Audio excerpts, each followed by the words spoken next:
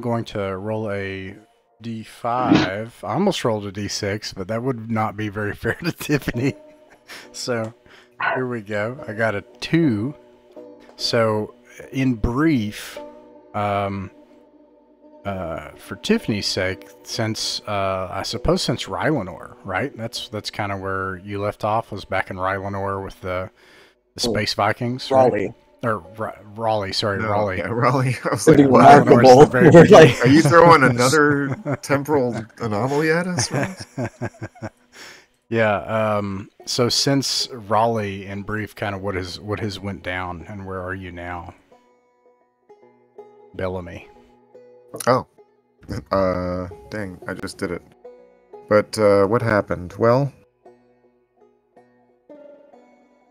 okay, we dealt with security.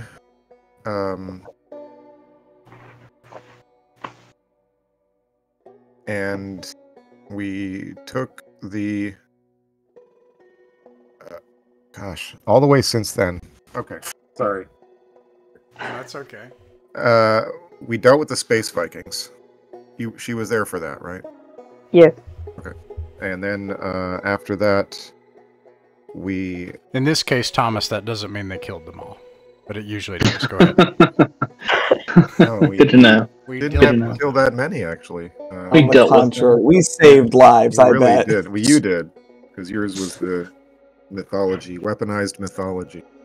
That was great. It's religion, baby. But anyway, so then we went to TimbR. Was she there for that? No, I think it wasn't it Raleigh? Was the one with the Space Vikings was... Yeah, no, Right. something after that. So Our next destination was TimbR, but that's where Tiffany... okay, so we went to Yeah. TimbR. There was really nothing doing on TimbR.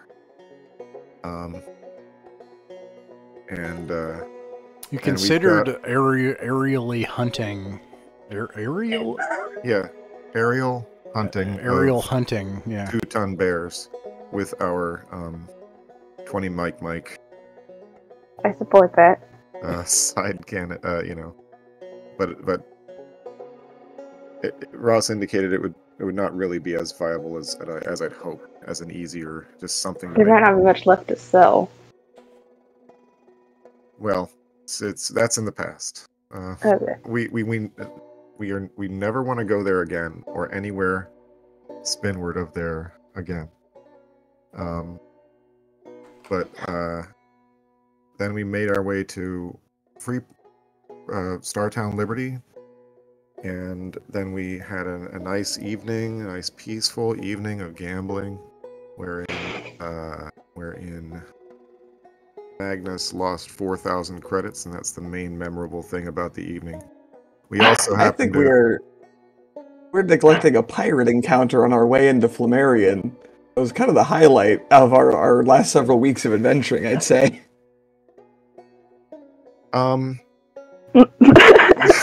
If you say so. Bellamy just hasn't recovered emotionally. I really haven't. The four grand was a real, especially since we're kind of up against it. And no, you're right. Of course, we got attacked by pirates, and scouts came into... Am I remembering that incident? Scouts came in to try to do something. We called in a about scout ship to give us an escort, and then pirates showed up. Then we had to rescue them, and we did it by lying, by pretending that we were the whole... Well, Books had a great Imperial idea. fleet. It wasn't just us lying. It was well, Books basically was the one who was like, let's try to help them, and we were all like ready to just leave and just run. and so for whatever reason, we all changed our minds and went and did our best by faking a signal and buying them time. I guess they believed us and then left the scout ship alone after disabling it and wounding some of the crew, I think. So we attended to them and waited till the actual Navy showed up, and then that was on our way into Startown Liberty, right? In Flammarion, but and And then we get in there, we're all ready to have a good time. We go gambling, it goes terribly. And then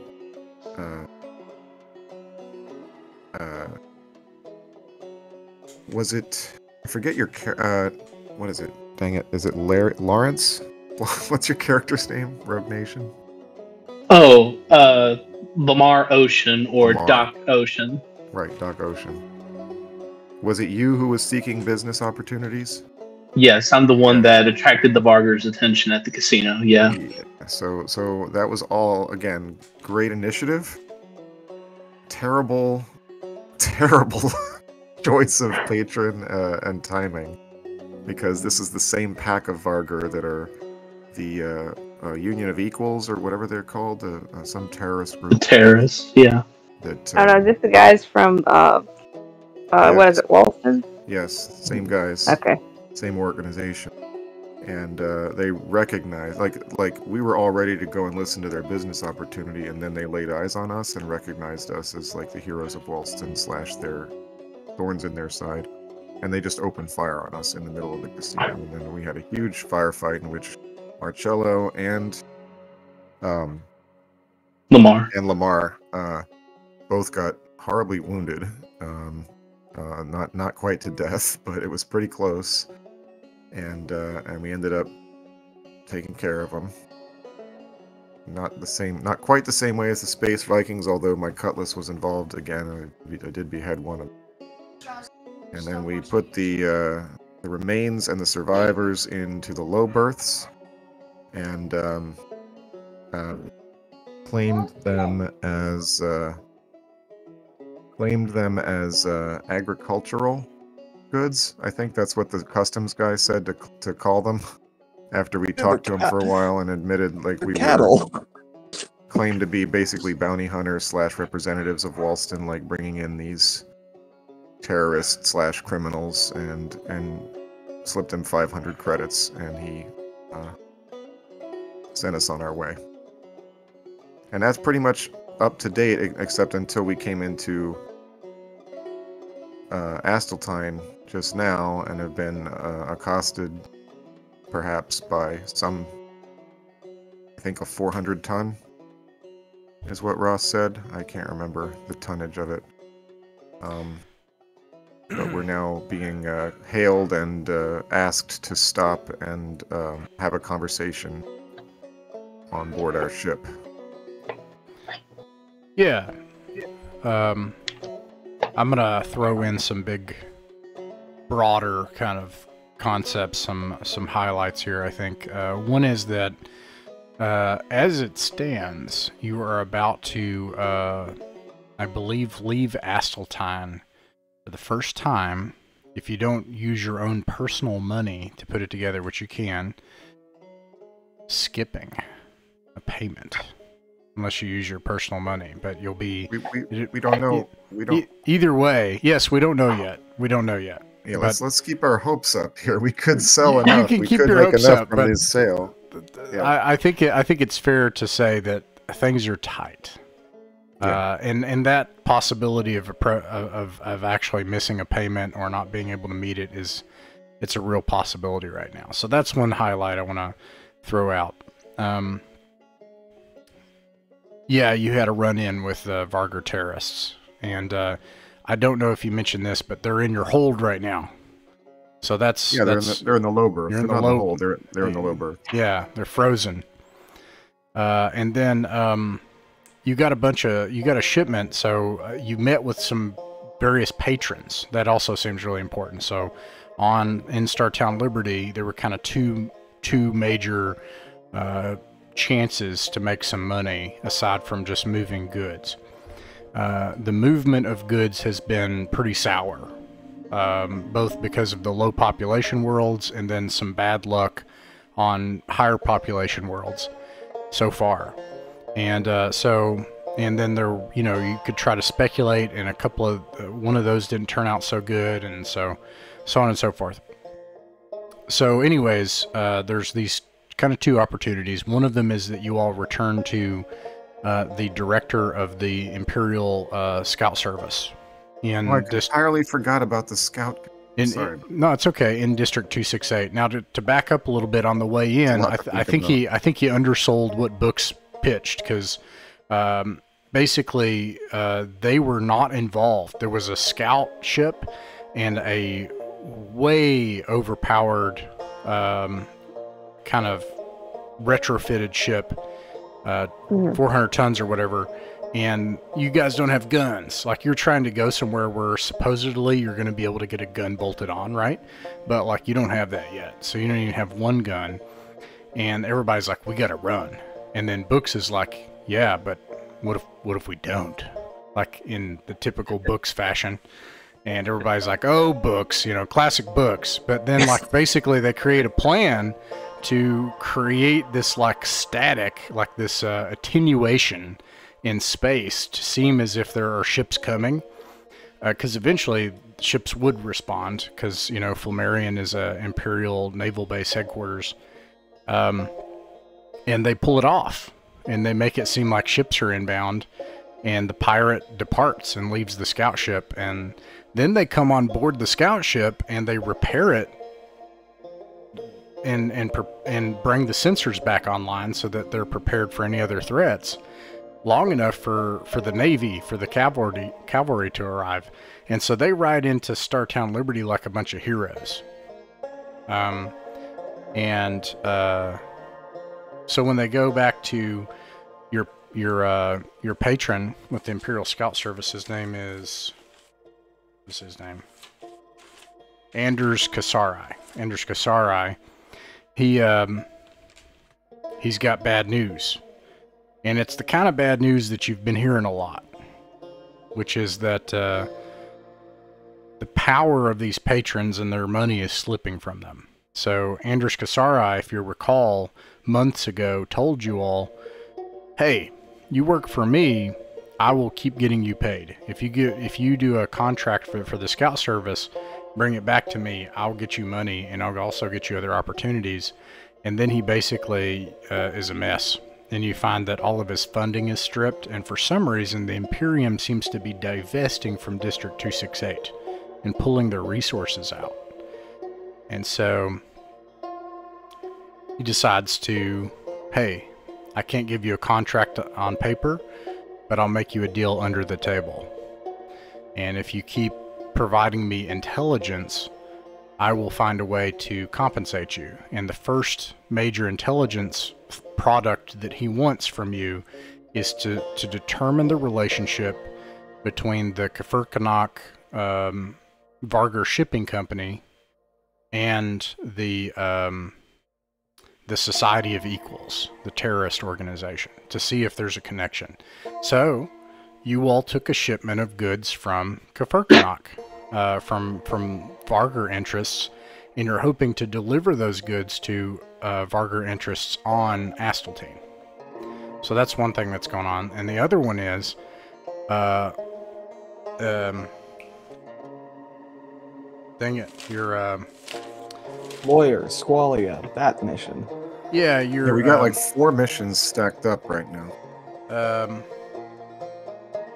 Her name, Isabella's friend. Yeah. So Isabella, has this contact. Well, it turns out the contact is the same lawyer who worked out the deal that betrayed Kafirkanok with Books and Chapman. So it was their lawyer. So he says he worked, and he's an attorney for McClellan Industries, and he says, I know a lot of what's happening to you. If you work and you have that contact in Squalia that, like, they want you to go and try to get dirt on McClellan, and he wanted you to double cross that contact on Squalia. And everybody agreed in your absence. And you're now like double McClellan double agents, and you're gonna, the idea is to go to Squalia and say that you're gonna take this job from Vampire Landleth, but then actually end up framing him for everything that's going wrong. And well, the guy, he had the perfect angle. He offered you money. He reminded us that Landleth never paid us. So wait, if we go back to Landless and he pays up, we're gonna double cross the McClellan guy again. Someone had mentioned that. Someone was like, "We should get that money also." Well, we're I said definitely we going need to to ask for get that all up the front. money. Yeah. We get all the money for sure, but we're not. I don't want to double cross McClellan if we can avoid it. That seems like bad business. Especially if the government, if the Imperium's withdrawing investment from this area, we know McClellan is invested in this area. They're building new things here. Mm-hmm. So, anyway. So Yeah, so we've got the Scout Service spy job with Kefirkanak. We've got the McClellan spy job with Landleth. And we got whatever job Landleth wants to give us, which is going to be to gather dirt on a McClellan subsidiary that's operating illegally using some sort of dirty tactics that McClellan actually wants them exposed.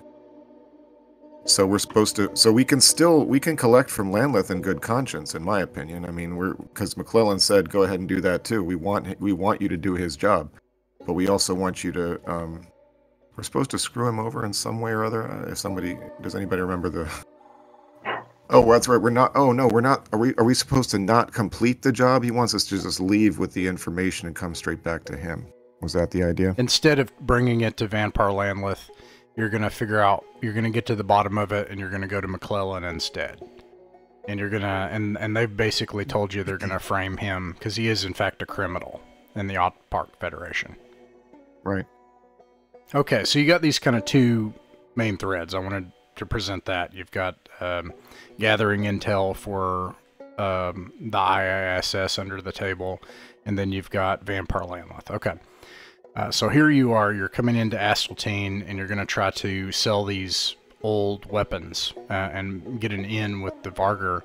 And if you remember the last time you were in Asteltine, it was heavily guarded and very indie and not friendly to the Imperium, right?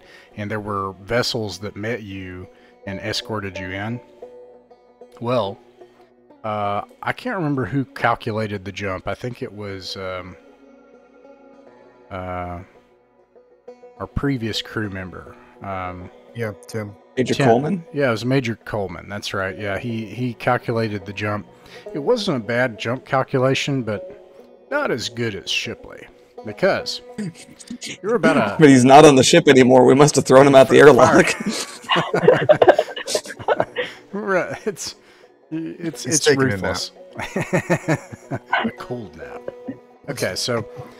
day and a half out. You come out about 30, close to 40 million kilometers out from the planet, or from the asteroid.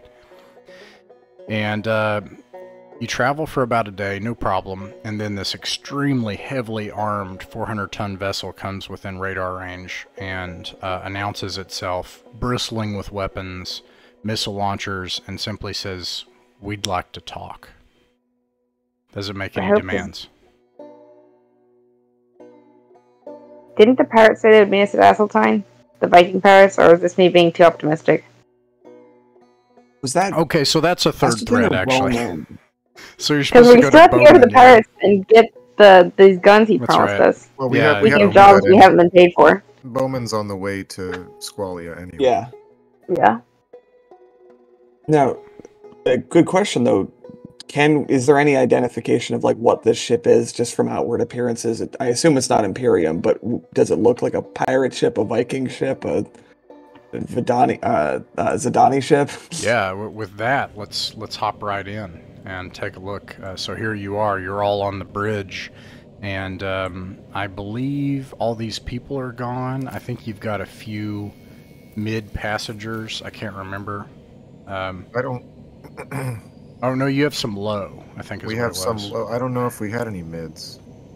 Well, I'll look back later. I've got it written down. I know you said that you took all the available cargo and passengers, so I'll look later. But so we won't worry about the passengers. I think most of them were low anyway. So here you are. You've got Lothak. You've got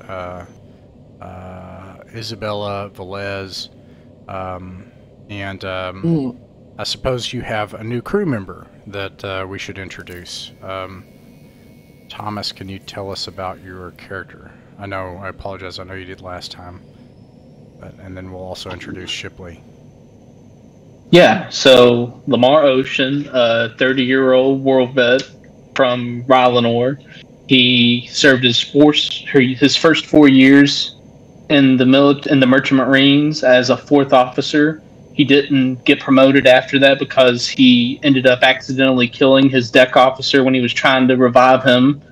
And but he pulled up himself by the bootstraps and went for another 4 years and became a doctor. He's a medic 3, admin 1, electronics 1, vac suit 2. Let's see. He's a doctor. He's a surgeon, apparently, and he's just trying to make his way back home the opposite of the way that we're going. He's trying to make it back to Rylanor one day. But yeah, he's here to help, and he's here to help heal the wounded as they come. Yeah, pretty huge deal. So we looked at it, and he has the ability, essentially. You know how if a traveler gets severely wounded, they're basically out of the game? He has the ability to keep them in the game. That's basically what it comes down to. Nice. The deck officer's sacrifice was not in vain. So feel free to get shot as much as you like. We can afford it now. Let me find... I'm glad that we were talking about this because I need to bring up your token.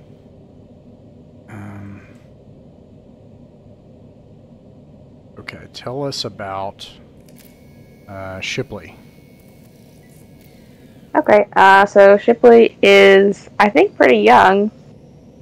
I want to say he stopped at like 25 or something, but to be honest, it was a while ago and I don't remember. Had a not particularly illustrious military career. Fought in the Battle of... Oh, hang on. Rylanor, yep. Yeah. Tried and failed to conduct a military intelligence mission to advance the line with a group of compatriots. That didn't end well for them, but they survived, so it ended pretty well as far as Shipley is concerned. Since then, the sector hadn't been too kind to the vets of that war, so the group of them had more or less been pushed farther and farther out of, I guess, so-called civilized imperial space, picking up odd jobs, and Shipley's just kind of resigned, or I guess adapted to the position of being a wandering traveler at this point. I think kind of had to do a bunch of different things as we go on because the crew kind of, steps in to do the things that need doing, but for the most part, Shipley's the navigator. Yeah. Nice. I'm just dropping in a token here. Doc Ocean. Thomas. Vision on. Bam.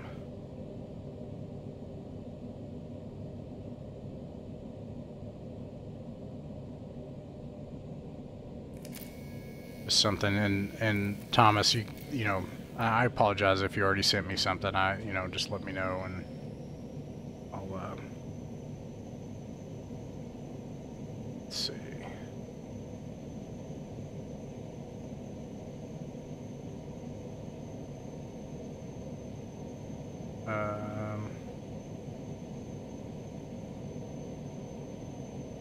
Hold on, sorry.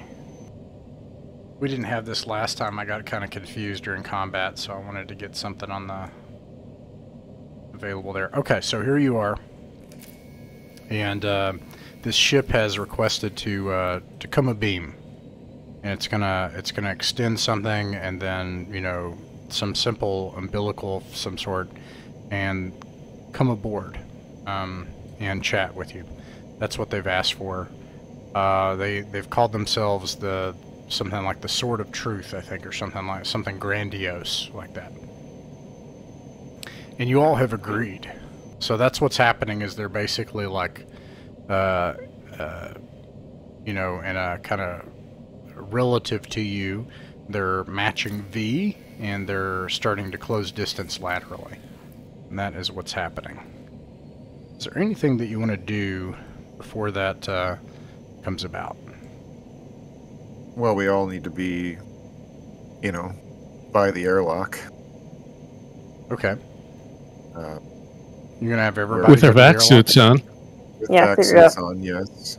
Weapons.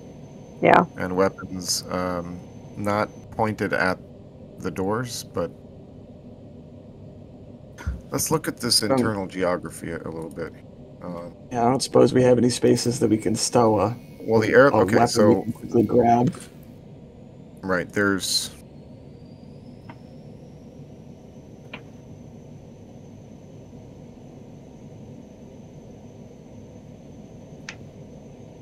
There's a couple ways on the ship, right? Are they connecting with an umbilicus or something?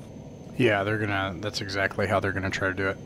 Okay, well then it looks like the way to do that is through the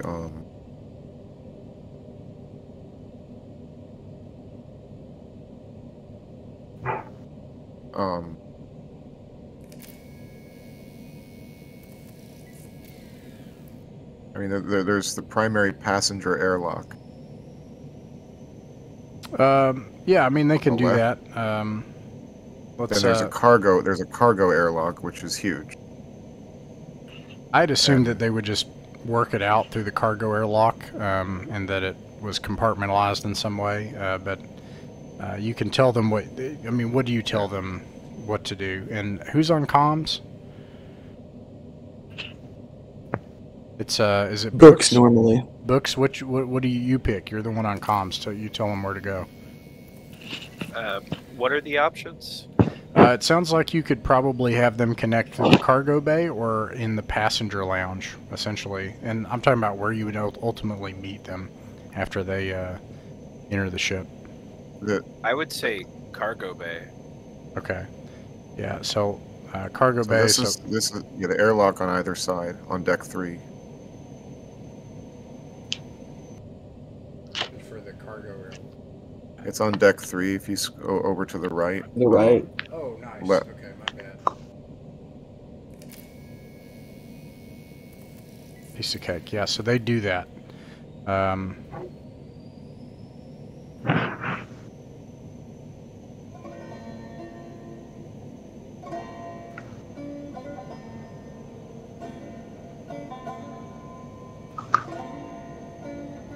And they're armed. They keep everything at a low carry. They've got vac suits on. And they come aboard. They don't raise their weapons. One of them comes out, pops his helmet off, strides out to meet you. You recognize this. I think, correct me if I'm wrong, if I got this wrong. It's been a while. But I'm pretty sure that this would be Shipley and Marcello and Bellamy, that you all would recognize this person. This is Lucas Kelly, the first mate of the Autumn Gold. Oh, that was... Oh, wow, that's a long time ago. That was yeah. I have that. Wait, written is he the down one who somewhere. got dragged off for smuggling contraband, or is he the one who had to step up? Yeah, and Books and Chapman, you would recognize this person as well, but you simply had a very pleasant experience with them in your transportation via the Autumn Gold. Unfortunately, yes, Shipley, this is the first mate that got dragged away in front of the crew by Imperial Marines. Okay. So who are these with him? How are they dressed? And how is he dressed? You can tell that they have vac suits and they're dressed for zero-G combat. But is there any particular insignia, or is it just a smattering of assorted vac suits? So far, it looks very patchwork. You know, it looks very, you know, yeah, they don't seem to have some kind of common insignia or uniform or anything. Okay, well, I'll say, Lucas. Looks like your fortunes have changed since last we saw each other. Captain Bellamy. It's good to see you all. And Should I call you Captain Lucas? Yes, you can, in fact. Well, congratulations. Well, I don't know. Maybe you might want to hold on to your congratulations yet. I appreciate you letting us come aboard and chat. All right. Should we get somewhere more comfortable, or is it quick what you have to say? It's not quick. And I had heard, and it seems like it's true, Isabella and Mr. Velez, I think, and Isabella and Velez look at each other and like, with whom are we speaking? Then he like turns toward him, turns back to, to you all.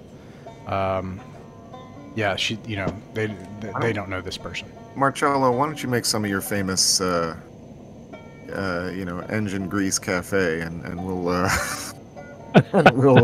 I'd be more than happy to. That's what I call it. It's wonderful stuff. You have to see for yourself. Absolutely. So I repair away to a place where I can go to the passenger common area. Pot. Because that's where you were cooking it before. I think there's like. He comes forward. Lucas comes forward. He says, "Wait, Marcello, before you go." And he takes something out of his vac suit, and it's vacuum sealed. He pops open a vacuum seal with a hiss, a container, and he pulls out a carton of cigarettes that are made from non-synthetic material. They're made from tobacco. Oh, man. Marcello's jaw drops and his eyes pop open wide. Mouth-watering. The smell is like permeating the cargo bay, probably. It's like, wow. He hands it. He's like, "Hey, you know what they say? There's good ways and bad ways to die." Well, I wasn't expecting this kind of hospitality from a guest. Well, it's much appreciated. Return the favor with this food. I can't wait.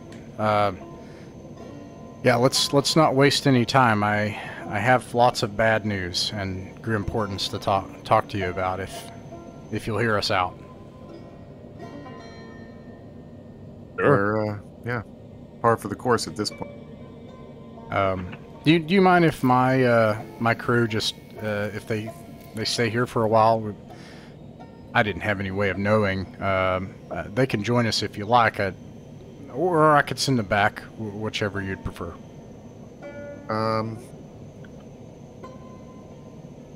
We got enough room at the table? You don't. Yeah. Our galley is not that big. Yeah. No, it's not. Look, if you could do something to us, I figure you would have done it a lot easier by now, so I don't see any reason why they can't stick around. Great, thanks. Unless any of my crew objects,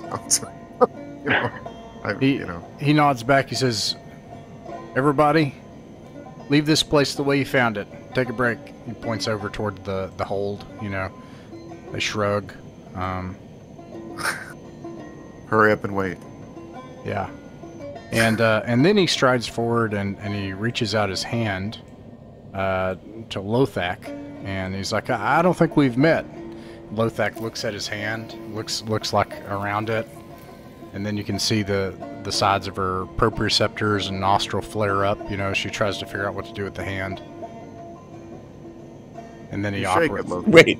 We've covered this. She really never encountered this? We've covered this. She's from Walston. They're 90% Varger. How many tricks do we have to teach you? Shake. You have covered this, though. The good news is that she's picked up really important things like shotgun shootouts in a casino. She's good at that, so. She's got the essentials down. Yeah. This is Lothak. She's from Walston. And then Lothak says, "I'm Lothak. I'm from Walston." And he says, "Nice to meet you, Lucas Kelly. I got to provide transportation for your crew, and so I heard about them. I figured out they were going to have to come by Asseltine. That's where my crew and I do work out of, and we've got some pretty serious things to talk about. And as you come back to the room, so when you get into the room, he says, "So, who's the comms officer?" That'd be I am Mr. Books, yeah. Ah, Books. Good to see you again, Books. Would you say that this, back in like the common area, would you say this is a secure area? Can anybody hear us? Passengers, things like that? I believe so. Why do you ask? What I'm about to talk about could have all of us hanged. I mean, we're that's another thing we're starting to get used to, but Yeah. well, I never get used to that. I mean, this should be fine. Bulkheads are closed.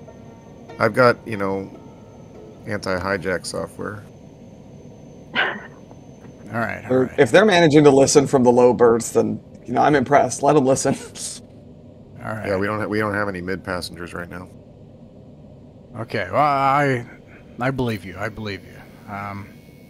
More than anything, it's for your own safety. I just don't want I don't want you to be incriminated from what I'm about to say.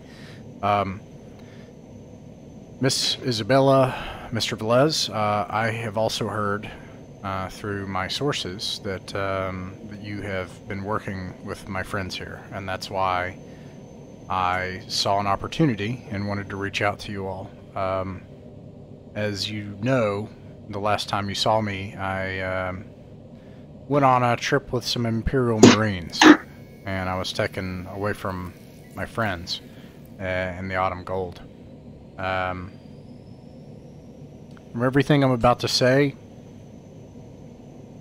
you can do whatever you want with this information. As far as I'm concerned, you can go to the next port. Not Asteltine. To be honest, they're not going to want to do this, but you can go right back to Flammarion. You can turn this in to the Imperial Security Bureau there, Imperial Intelligence. I don't care. The police, and you can give them the name Lucas Kelly, and you can say they intercepted us on our way to Asteltine. And you can put it in your report, and I don't mind. But look, the Imperium is retreating from this place.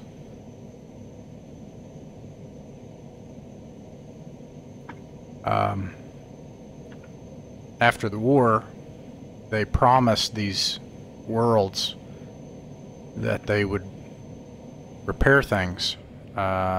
These are the border worlds with the Zidani Empire, or the Zidani Consulate, sorry. They were going to strengthen their security. They were going to increase trade. They were going to worlds that have been largely abandoned and left to balkanization, infighting, and bloodshed and starvation and everything else in between for 200 years now, and 2 of these wars.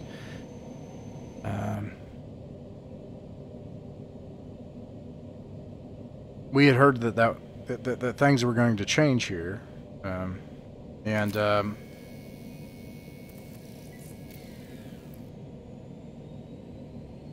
the other thing that you should know is, are you familiar with the Duchy, Duke Adarkai? Not as such. Which duchy? Well, these sectors, about 200 light years across, have long been, there's long been talk of them becoming one super sector called Deneb.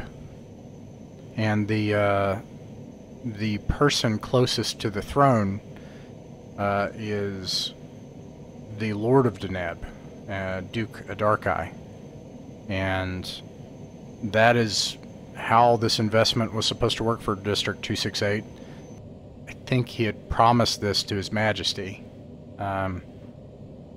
And it's not happening, and instead something much worse is happening. I think that it's clear the Duke of Iterati is creating a shadow state. A pseudo-imperial state. And is sucking these planets dry. I think it's just a thoroughfare for the Imperial Navy. I don't know why they're...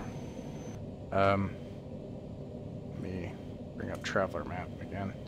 I don't know why they're traveling spinward past Iterati. That is the direction of the Zerdani Consulate. It's been out of the Navy for a long time.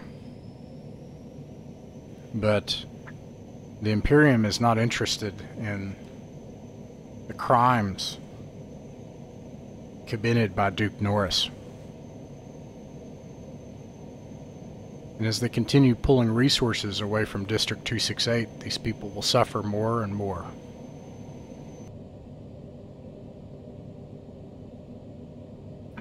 Well, that's definitely bad, but...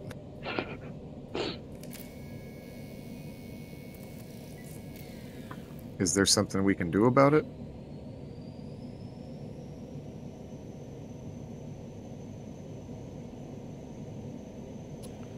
We have to end the rule of Duke Norris. On Iterati.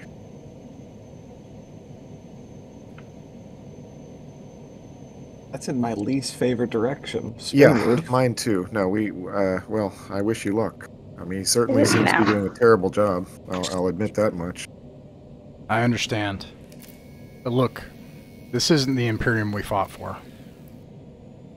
And they're nowhere to be seen. And when you see the Imperial sunburst out here, it means something else. I think it's going to get harder to live out here as a free trader. Now... yeah, it's already hard. We're barely pulling it together. If we don't make this sale, and if we don't sell it for something good, we're about to be hard up with the bank.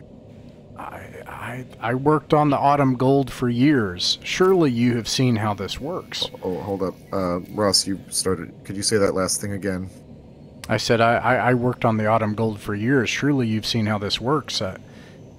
The independents are the ones that are actually driving things here. They're the ones that are actually delivering goods, making deals. It's the independent traders that are free of these corporations that are ran by noble houses. They're the ones that are able to actually move goods to these small worlds. People like yourself. And at every turn, you can't tell me that you haven't faced problems related to security, the Starport administration, corporations, infighting, governments. I think we all start rubbing our temples at the same time. Yeah. So, yeah. And more than anything, I don't mean any offense by this, but I actually came aboard to speak to you, and he turns toward Isabella, and she says, and she's already like crossed her arms, and she's like, "We have nothing to talk about, sir. I am a loyal citizen of the Imperium." And he says, "Yeah, so was I. But you're out here now. And I've heard that you care about people. That's why you came out here. Look, the way you're going to help people here isn't what you thought. You can help us, Isabella." And then he passes a hand computer over to Isabella. He's like, "You can do with that what you will. Throw it away, hand it in to the authorities. But if you actually want to make a difference here, this is how."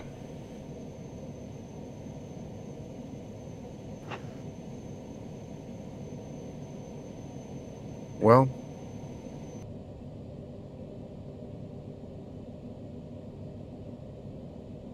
how about you go see how Marcello's grub is coming along? I need a word with my captain about this. I was just thinking that myself. He smiles, gets up, and walks off. I have a handful of questions yeah. to best inform this, and part of this I you don't can think answer. any of this is news. We've heard this Nothing- from a number of sources already. And haven't we already run into somebody who was trying to overthrow the Duke? Well, I think it was one. We heard some rumor in a bar here, actually, of disgruntled veterans who were trying to foment rebellion against the imperial presence. And at the time, we said no, thank you, and walked off, as I recall. yeah, although that was...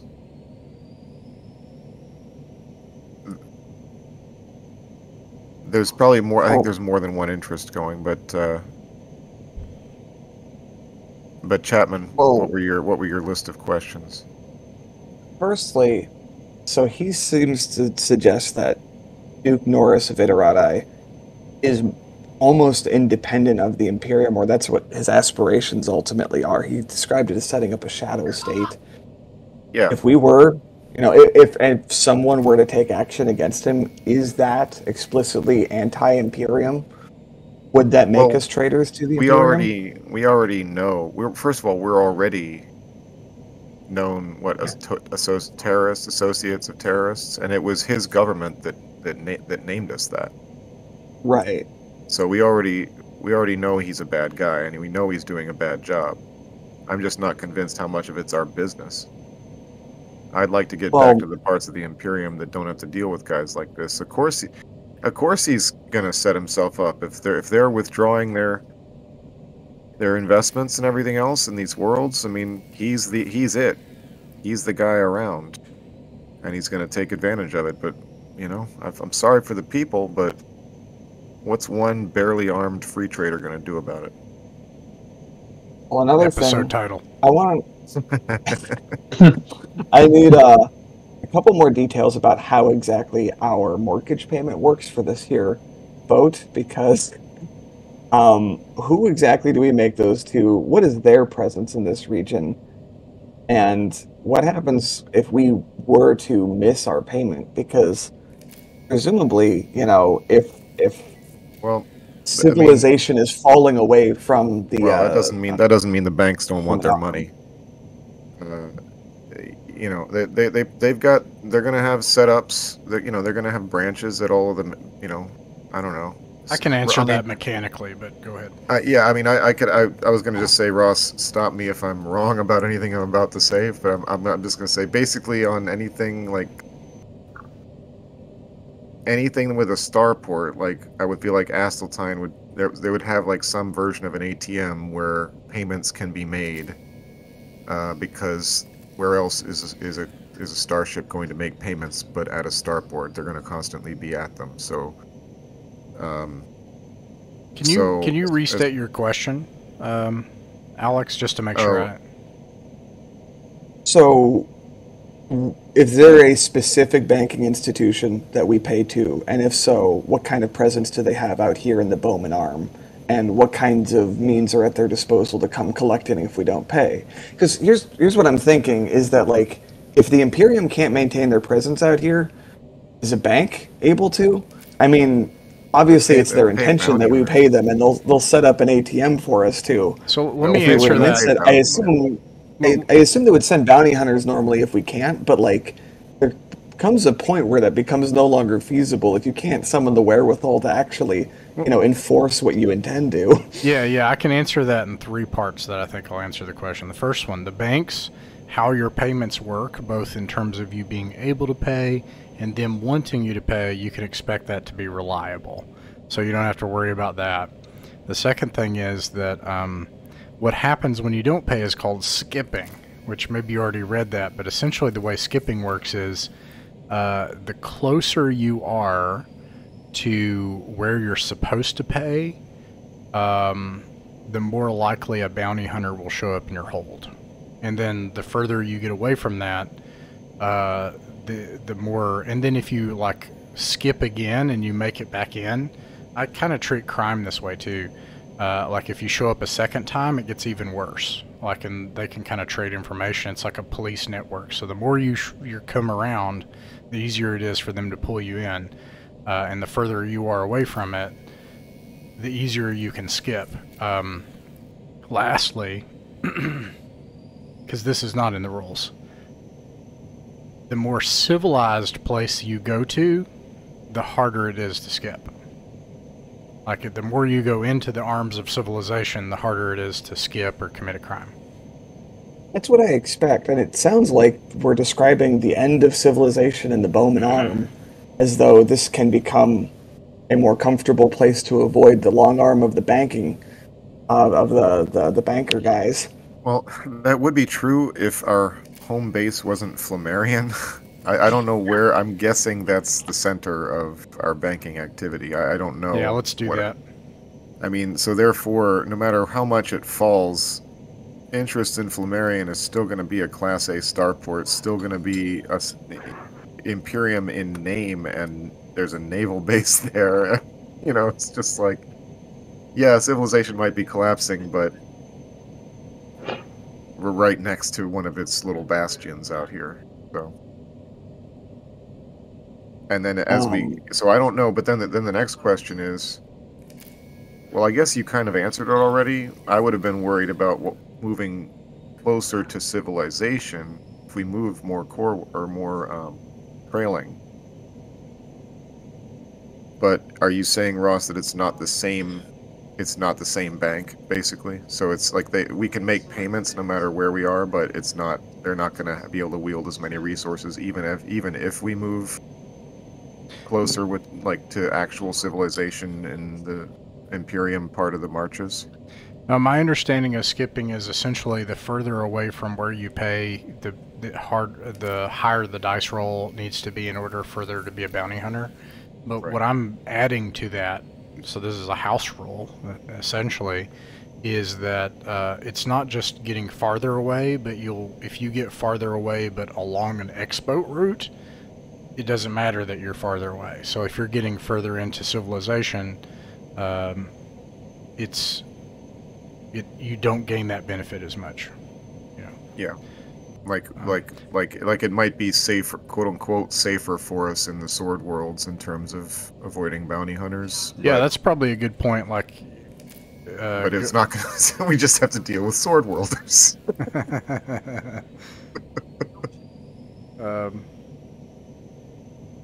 Yeah. I mean, the other thing is, yeah. Anyway, yeah, skipping is bad.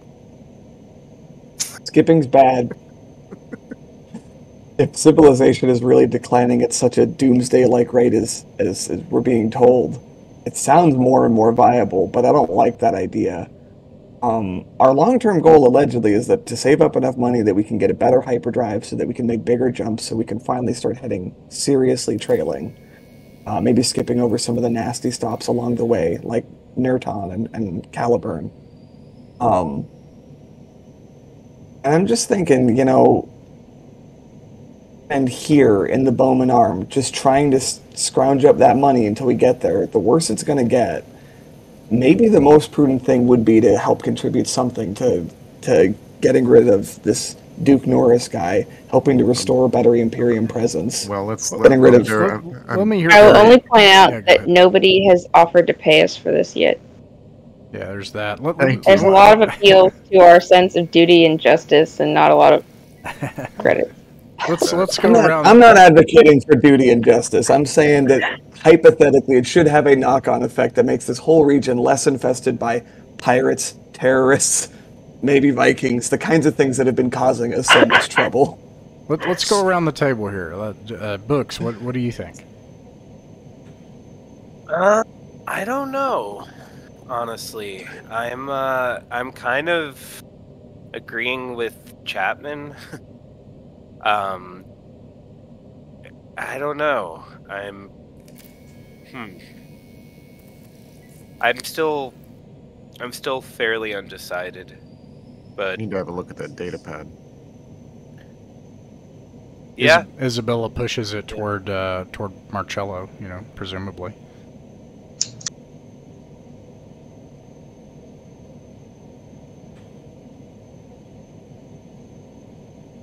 Okay, yeah. Well, what do you think, Marcello? Listen, I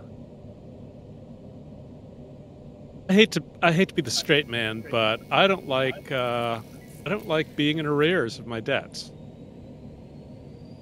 If what I'm hearing right is that Chapman's thinking that we can take advantage of the disintegration of the imperial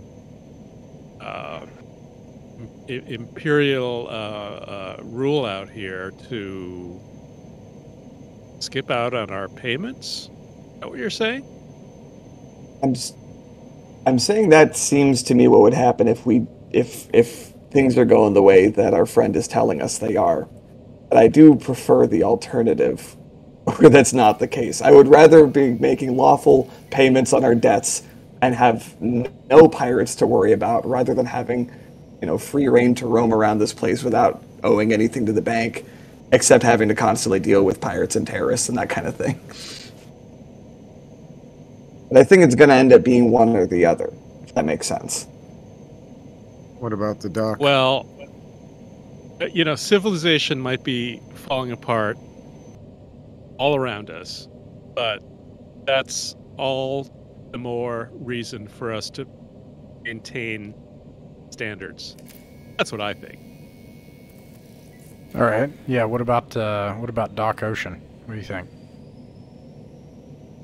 Was there any specific reason why we can't land on Asseltine? I feel like he skirted around that. Oh, he didn't say we can't land. He just... I thought he mentioned something about us not being able to land on Asseltine, or did I hear wrong?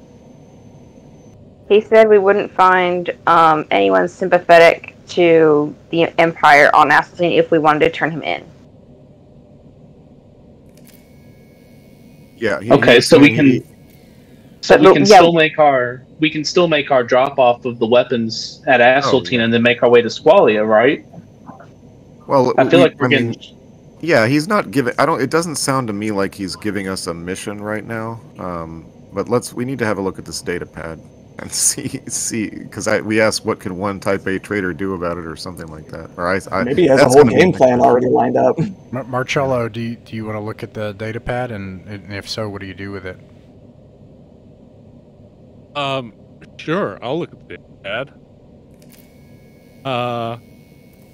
So what? He handed me a data pad, or Isabella? Yeah, so he handed it to Isabella because he's actually here for Isabella, not for you all. But he, that being said, he still gave his kind of pitch. And so he handed her a data pad, and then when Bellamy brought up, well, we should look at it, but Isabella just pushed it over to you on the table. Oh, yeah.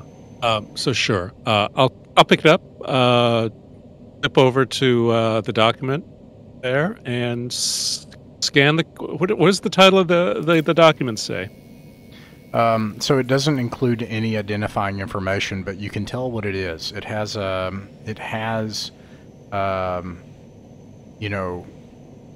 coordinates. In this case, the coordinates are 3D, with the z-axis, in the solar system, for some kind of rendezvous. Essentially like go here to this signal buoy.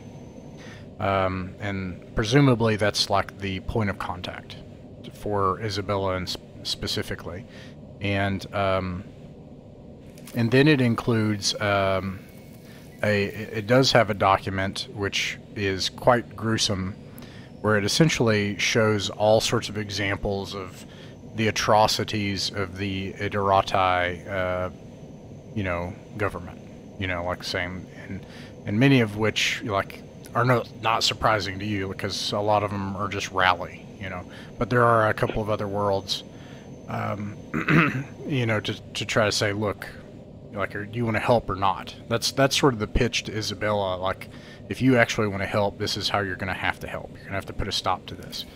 And then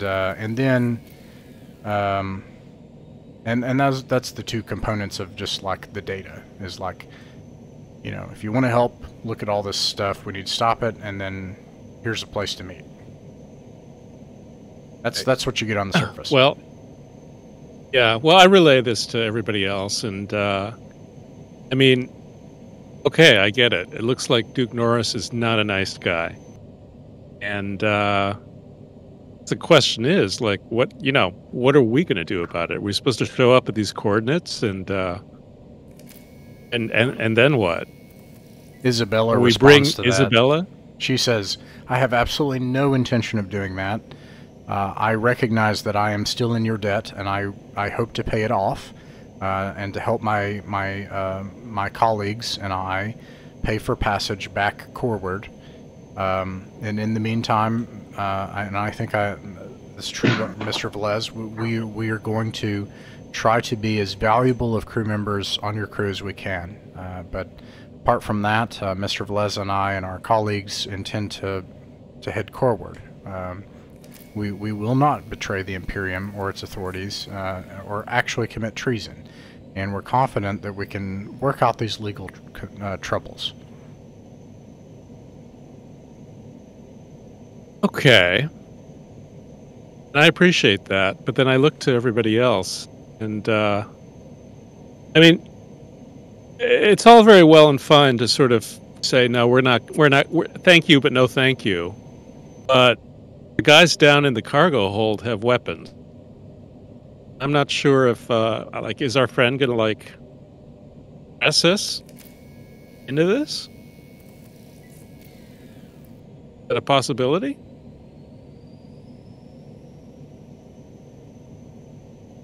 I'm addressing anybody on the crew. Yeah. My gut says no. No? Didn't read that on him. I think it's always a possibility. You never know. It's a cruel world out there. Yeah, that's why we Well, in greet, that case, we can blame the visitors with- captain for letting him keep his men on board. Yeah.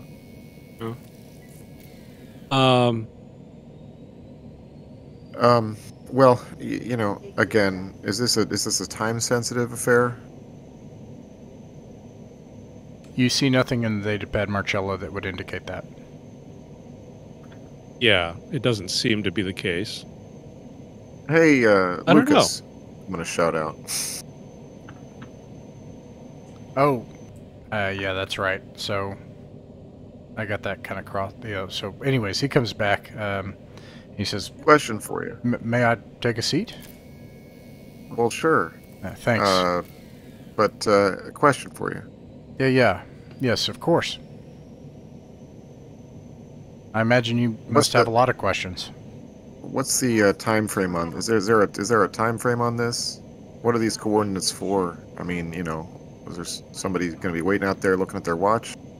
Captain, we are going to need all the help we can get.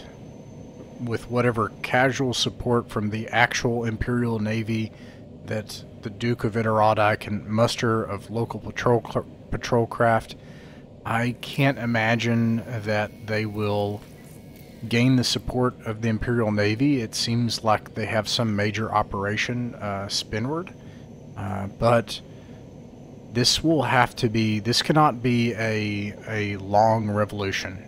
This must be lightning fast. It has to complete its objective rapidly and completely and soon and in secret. Because the longer we wait, the longer we get found out by Imperial intelligence, and eventually the Imperial Navy and the Imperial Marines are going to show up. And you know very well what will happen if that happens. So, is it time sensitive? Yes. But Isabella, I am appealing to your reputation, that from having asked around, and the information I've gathered, my understanding is that you risked your lives and all of your colleagues risked their lives to travel all the way across the galaxy to come here to help these people. And I think if you take a look at that datapad, you'll realize that so long as the Duke of Iterati is in control of District 268 by proxy, and by exercising an illegal authority in a non-imperial territory among independent worlds, no one here is going to get helped. And people here are going to continue to be taken advantage of until he bleeds this place dry. And the corporations that operate here in these independent worlds, the noble houses that control them, they're going to get the ore out of Astaltine and Bowman one way or another. They're going to get the ore out and the radioactives, and there's nothing else in this place that anybody cares about. And at this, actually, let me do a reaction roll. Ah, well. Yeah, Isabella, actually, you see her features soften. You know. Go ahead. Okay, practical question. Oh, Chapman, you were going to say something. It's going to sound unrelated, but a couple things. So one of our things is we're heading to Bowman to go pick up a gun from some space Vikings, right? Yeah. You say that out loud? Yeah, yes. Yeah, sure. I don't care about the present company. Yeah, sure. He smiles. Two, are we actually expecting to meet our old friends, those space Vikings, those charming fellows, when we get there? Gosh, I hope so. At this point, I miss them. Yeah, same. And then third, and then maybe you could see where I'm going with this. Yeah. Yeah. So they originally were on Raleigh, if my memory is correct, because they had ambitions to conquer it for themselves, right?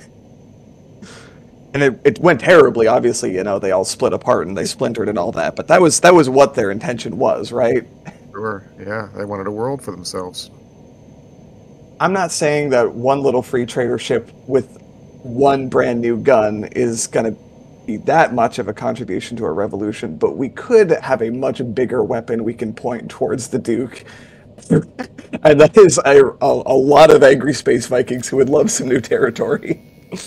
I don't know if we want to unleash space Vikings on Iterati. Or, you know, enlist them in our cause. Maybe we can keep them unleashed. Velez slams his hand down on the table and he says, Chapman, that is high treason.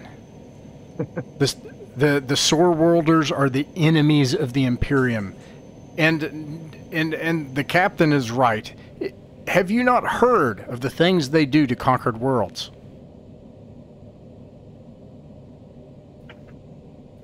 I'm just saying, I don't follow the rationale that I don't follow the rationale that Duke Norris is himself anything that we as Imperials should be loyal to anymore, right? I don't see acting against him as treason. But he's the main thing that's causing the Imperial presence to disintegrate in this region. You young people.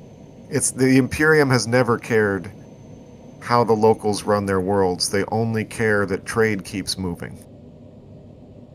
So, you know, if you're going to start growing a conscience about what's happening on Iterati, how many other worlds are we going to have to put right that are way deep in the Imperium, way deep in friendly territory? I mean, come on.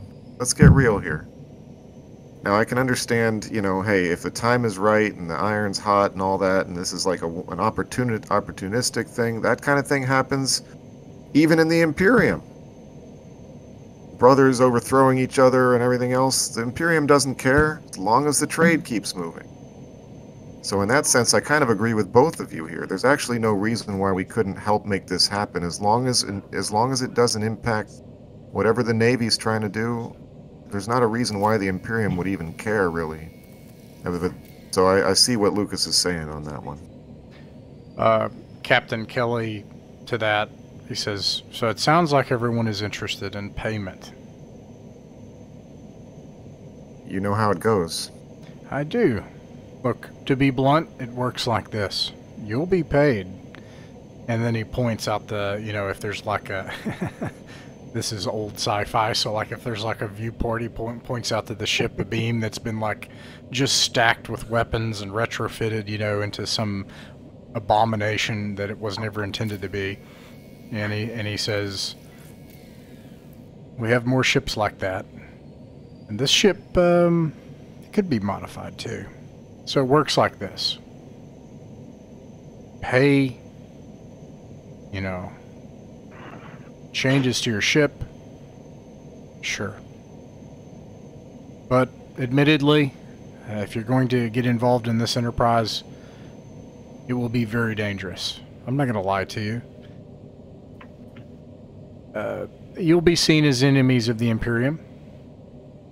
But I didn't come here for you, Captain. You're just free traders, and I'm just telling you, I think I'm just trying to say this is what's happening out in the black, one way or another. I came here for Isabella. I need her help. And he turns to Isabella and he says, I hope you'll consider it. I know this is not how you thought things would go when you were coreward in the core worlds, but this is how it is here. And I think if you want to actually change things, you will need to get your hands dirty. And we need your help to do that. And then he gets ready to leave. Is anybody else? Let me hear from other people. Doc, Marcello, Books. You all have any questions? Anything you want to add?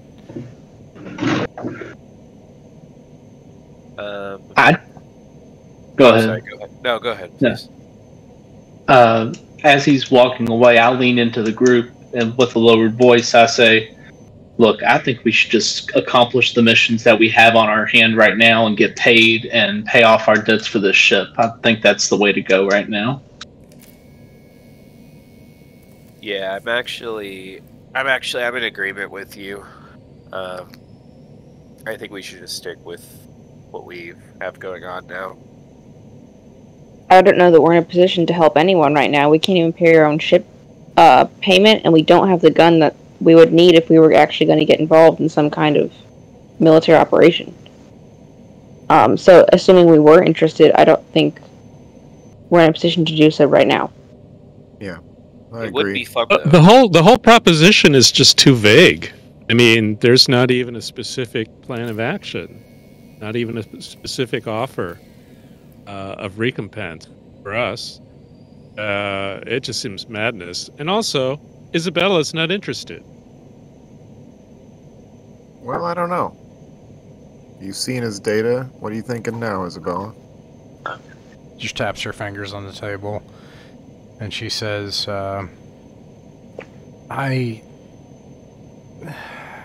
We swore an oath when we started working for the Red Sun. But this is not the sort of thing the Red Sun does. I don't have expertise in this sort of thing. I feel like I don't know. And so, Captain Kelly has walked off, and then you guys can go back to the airlock in a minute, right? So she's saying this just to you all. It's true, though, what he says, that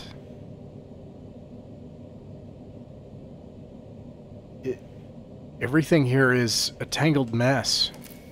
And it's true that things didn't turn out the way I thought.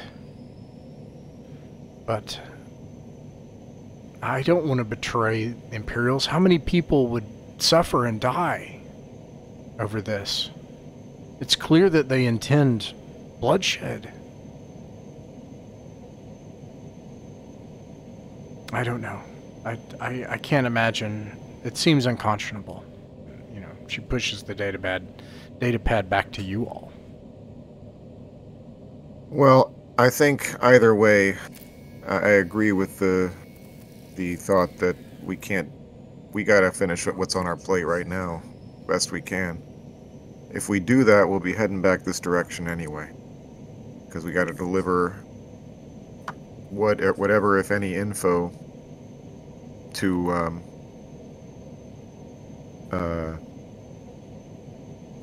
Anders. So, and also to to your buddy, the lawyer. So we're getting involved in the doings out here one way or the other, and it's possible when we're in the midst of doing those jobs, we may find out more to sway us one way or the other. All right. Well, I will move everybody back to the airlock.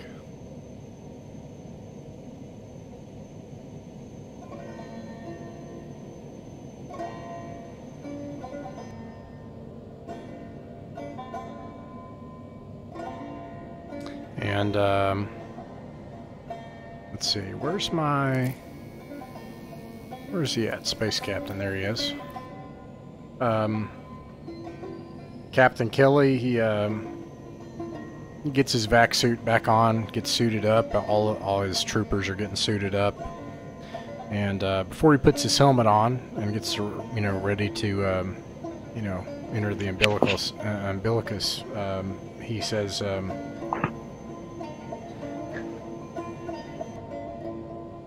you know where to find us, and either way, no matter what happens, I wish for you bright stars to navigate by, and I hope you make 200 million credits out here, maybe 400 million. Why not? Why not?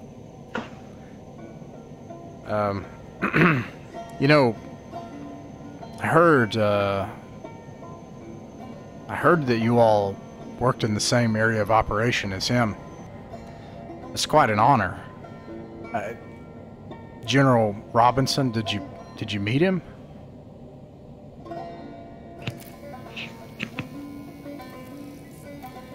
I don't know, did we?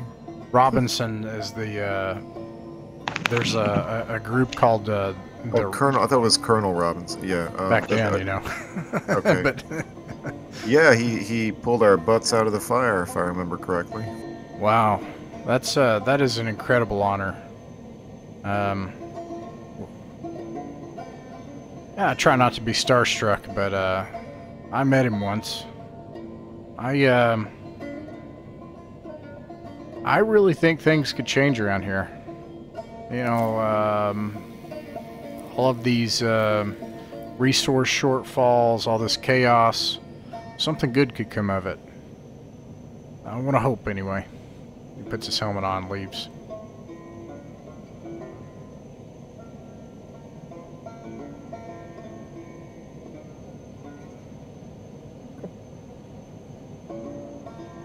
And, So- I have a lot of...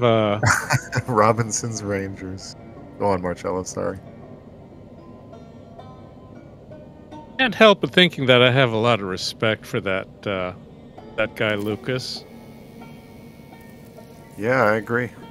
Seems like his heart is in the right place. It's just that that's a place. Seems like he's. Go ahead. No, please. Yeah, no, he's got his heart in the right place. He's not a softie. I mean, he's got a ship that's armed to the gills. So he's ready to back up his beliefs. I gotta say, I have some respect for that. Maybe if he had maybe a more specific offer for us, I might have been interested in following his path. But it just seemed way too vague for me. Ripley, how far out are these coordinates?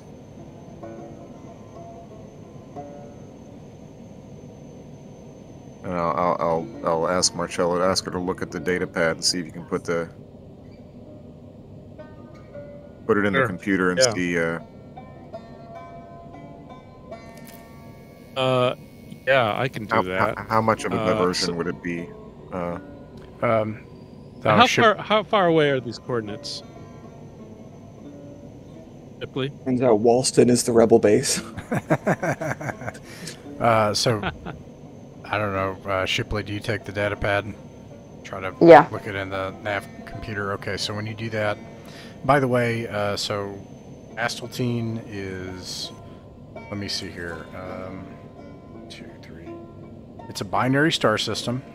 just a reminder from last time, it's been a while since we've been to Asteltine, binary star system. The primary planet is this liquid ammonia planet that has a huge planetary belt. That's kind of one of its main features. And the high port is an asteroid base. And anyways, you appeared a day and a half out away from the primary planet, which is the third planet in the first star system. It's in the belt in Asteltane. So there's some kind of comm buoy that looks like that's what this would be, that you would like connect to a comm buoy when you get there and then receive some kind of message from there or something. But anyways, it's about a day out of the way. You would have to actually travel out closer to the edge of the planetary belt. Well, Maybe this is some kind of a dead drop, or the idea is to pick up some kind of information about this plan. yeah. I just don't. You know, he was so interested in Isabella's role, but he didn't say what that would be. Yeah. Meanwhile, Maybe she really is a terrorist. Yeah. So I think on doing like sensors and navs, is that also books, or is that who is doing like sensors, or is that Marcello? Sensors officer, if you will. I can look at the ship. That might be me. I don't remember. It's okay. Right now it has books listed there, and I think that's the same as sensors and communications, or like... Oh, okay, yeah, One's sensors comms. Okay, so it's books. So books, you see on, you know, once you head back to the cockpit eventually, you can see that the ship seems to be heading out into the void. Presumably, it seems like they're plotting a flight plan for a jump. Eventually, they disappear from your radar, more than 200,000 kilometers out.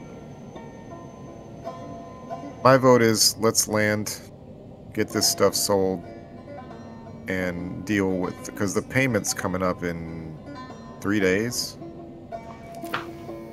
Ross? Yeah. Yeah, so let's see how bad the news is and how deeply, and let me ask everybody now, are you all willing to dip into your personal funds to cover the difference if we have to not miss a payment this time? I'm hoping it won't have to be by that Absolute. much, but... Yes.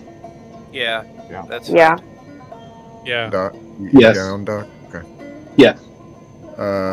So that's my suggestion, is we go ahead and land, get everything sold, and, you know, get back to reality here. And then we can think about the, you know, being the heroes of the sector later.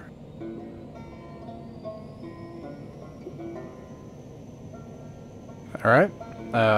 So what do you do next? Do you set in a course? Yeah, I mean, let's go back on course if that's all right with everybody, unless you know there's persuasion to try and go to that data point first. I'm a little nervous about it, to tell you the truth, because it's not the safest system. We can always drop by on our way out, assuming we're able to make our payments if we're still interested. A lot could change in port. Yes. Yes, indeed. I'm trying to find the what is your computer setup? What is your current software load? Okay. So now that those guys are off, we're gonna take anti-hijack away and put it's gonna have maneuver and auto evade and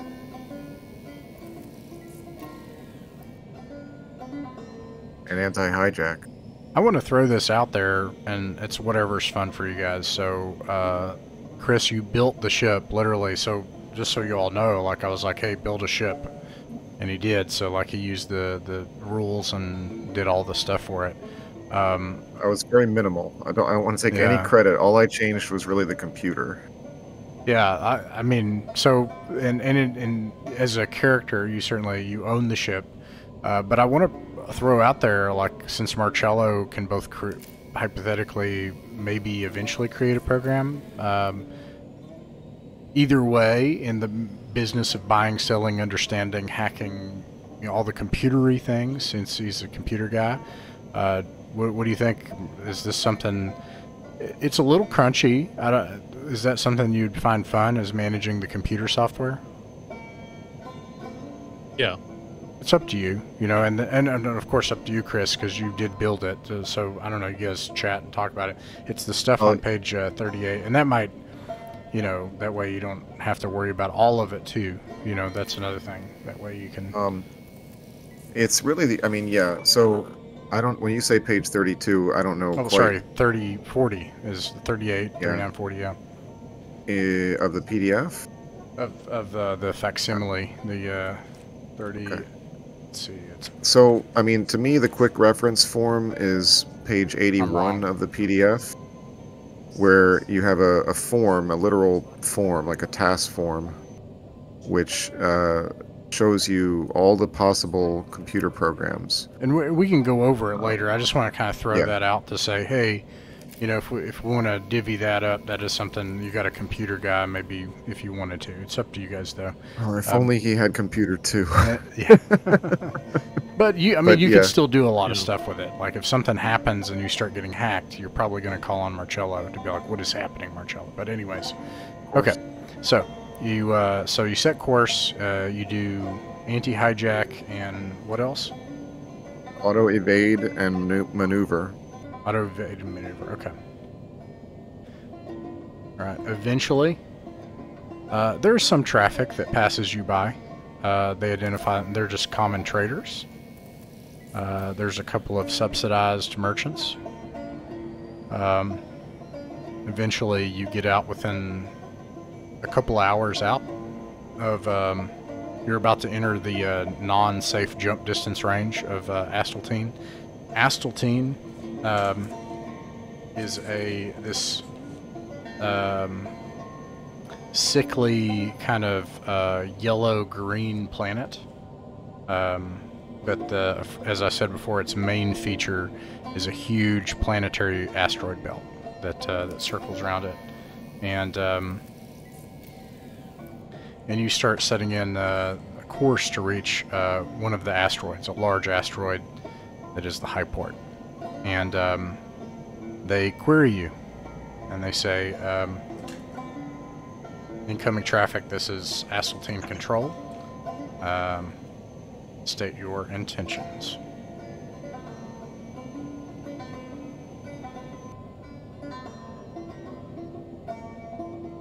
This would be books. Books. Your comms. Our intentions, what's the name of our ship? Again, I'm sorry. Lady of Mercia. Lady of Mercia. And in the VTT, you can see in the right-hand side, you can find the characters if you're ever looking for a character name, as well as the Lady of Mercia, and you can see who is in what role, and you can see some of its stats if you ever want to look that up. Okay, sorry about that. Yeah, I could see that here now, the Lady of Mercia. So that's what I would say. Greetings. We're the Lady of Mercia. Just trying to pass through here. I understand. And were you looking for a landing clearance? Yes. And then take some time. They come back a few minutes later. Slight delay, from the signal from the transmission. You get back. Cleared to land, pad 3 Alpha. Okay, great. So you still have about an hour left before you come into land, and Lothak says to how do you guys set up the cockpit? Like, let's see here. Move back. I'm back in the office area, which you said before was sort of raised, kind of like with a bridge chair type thing. Yeah. So I think as opposed to being Lothak closed off. is... Oh, Coleman's not there anymore. Did I not bring Shipley's token on here? Let me put Shipley on here. There's the navigator. And then I think... And then we have Doc Ocean. So probably closest to Shipley, Lothak leans over and is like, do you think we would have a time to talk with the crew before we come in and dock? Of course. What is it? Do you want me to call the captain and assemble a meeting, or was it something more casual? Yeah. I think I want to have a meeting. And she like. Okay. Sure. I'm kind of taken off guard because Lothak doesn't Right. usually seem to have many emergencies. But I'll alert the crew and let them know there's going to be another unexpected huddle, and hopefully it's not yet another revolution, but you never know. All right. So, right before the time you would need to kind of strap in a critical, like you'd land, and that's the SOP, right? If you're going to jump, if you're coming out of jump, if you're landing or taking off, or if you're in combat, you're always going to be strapped in, vac suit on, weapon at your side. All crew I can have us fly in circles for a little bit if that's what Lothak needs. Holding. Yeah, maybe you want to have the pilot actually up there. I don't know. Maybe you want to have it on autopilot. We can talk on the bridge. We can talk on the bridge. You want to have it on the bridge? You can have it on the bridge. Lothak's not in charge. Whatever you think's best. So, let's see here. Move everybody back here. So, at that, she stands up, and there's been some things about Lothak that. Doc Ocean, you automatically know what's going on. I feel certain. But for the rest of you, you have noticed over the past week in Jump, Lothak her coat has changed in the past few weeks that she's been with the crew. And she has a bad smell. Unfortunately. Yeah. On far. It's not far. Yeah. No, it's not. I'm sorry. I'm sorry. That's, no pun far allowed in this game. I'm so sorry. No, it's great. It'll never happen again. That's fine. That's great. Okay, so yeah. I would just, anybody, no, you're not sure, but she looks different, and she smells sometimes, strangely. But Doc Ocean, you can see that she is in poor health. Now, you're not a xenobiologist, and you're not a xenomedicine specialist. In fact, the person that has passed one of those checks has been Shipley. But because she has jack of all trades, but it's obvious that she is overweight, has cardiovascular issues, and has digestive issues. That's what's happening with Lothak. For Doc Ocean, you can tell. So, anyways, Lothak, she says she stands up in front of everybody and she says, "I think I should mention some things before we go into Asteltine and try to make a trade deal in the Vargar Conclave." Well, mention away. Right. We're all ears. Yes. She scratches her ears at that. Okay. Well, you see, the first thing is, I think if they find out who you are, they're gonna kill you. I think that should be, you know that, right? She turns toward the books. You know that if they find out who you are, they'll kill you, right? Yeah. Now I'm sure of it. Yeah. The other thing is, I think they're going to find out who you are. Is that because of you? No, it's just humans are kind of okay at tricking other humans with that, but they're going to be able to tell that you're the infamous criminals that betrayed them in Startown Liberty. They're going to be able to know. I still smell like that bar or that jail cell. And she kind of like yeah, she can like get some whiff of that bar back in Startown Liberty. And that was how many months ago? As we established in the very beginning, some smells just don't go away. It's a Macallan beer. So yeah, go ahead. Books and I just won't join that. We'll keep ourselves scarce, maybe. That could work. Nobody mentioned our scuzzy lawyer friend either. But if they figure out who you're associated with, it might work. And that could help. I wanted to offer an alternative. You're going to be our rep. No. No. Oh. No. All right. They're going to try to kill you. You should kill them. Oh, well, that's a good idea. But who do you mean by them? Well, whoever... Nickanak or the... And she gets a little mad at that, and she's like, Kafakanak, and she says the whole word, like... Sorry, I'm bad at it. What can I say? I can't speak Varga.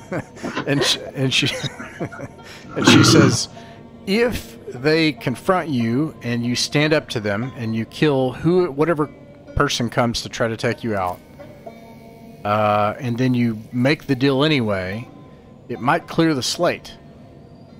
What about if we haul up all of those bodies from the cold storage and present them, and then we can skip the step of having to kill somebody else?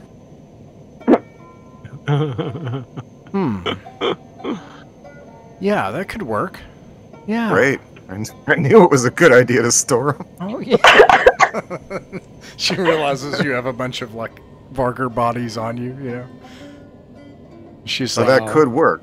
You say everything is a commodity to humans. It's unbelievable. Well, look, it wouldn't have to be if we hadn't had this weird Vargar scenario to deal with. So maybe it's sort of a hand-in-hand thing, a yin and yang. You're not getting out of this, Cap. Just accept it. Well, You deserve this. So we did list them as agricultural goods. That was the customs guy's suggestion. And it was a good idea.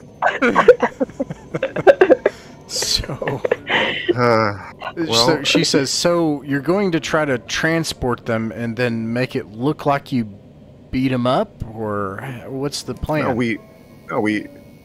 So who are you talking about? When we interact with Kafurkanak, or when we interact, or if we find out that they're definitely in bed with the League of Equals, or whatever they're called. The Kafurkanak, when you go to the Vargar Enclave, or Conclave on Astaltine, I think they're going to try to confront you and kill you. So you're going to try to use the Vargar, these terrorists? You're going to, toss them at their feet? Does that work?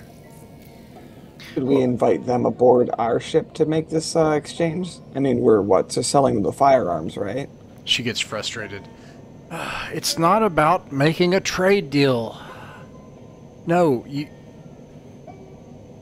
you have to show that you're in charge of the situation. If they try to kill you, you need to face them down or make it look like you did. But it needs to be obvious. Something really ostentatious. Okay, so we roll out the cold storage and we dump them at their feet and say, let's talk price. Now you got to be more alpha dog. That's what she's saying. That's what I'm trying. We dominate the situation. And then she burps and it smells bad. Are you feeling okay, Lothak? She rubs her stomach. I'm fine. I'm fine. Can I recommend a nutrition plan for you? I can write one up for you real quick. She looks at you and growls a little bit. You see like circles under her eyes too, like her even the fur on her face has changed. Is it my lasagna? I hope it's not my lasagna. It's definitely your lasagna.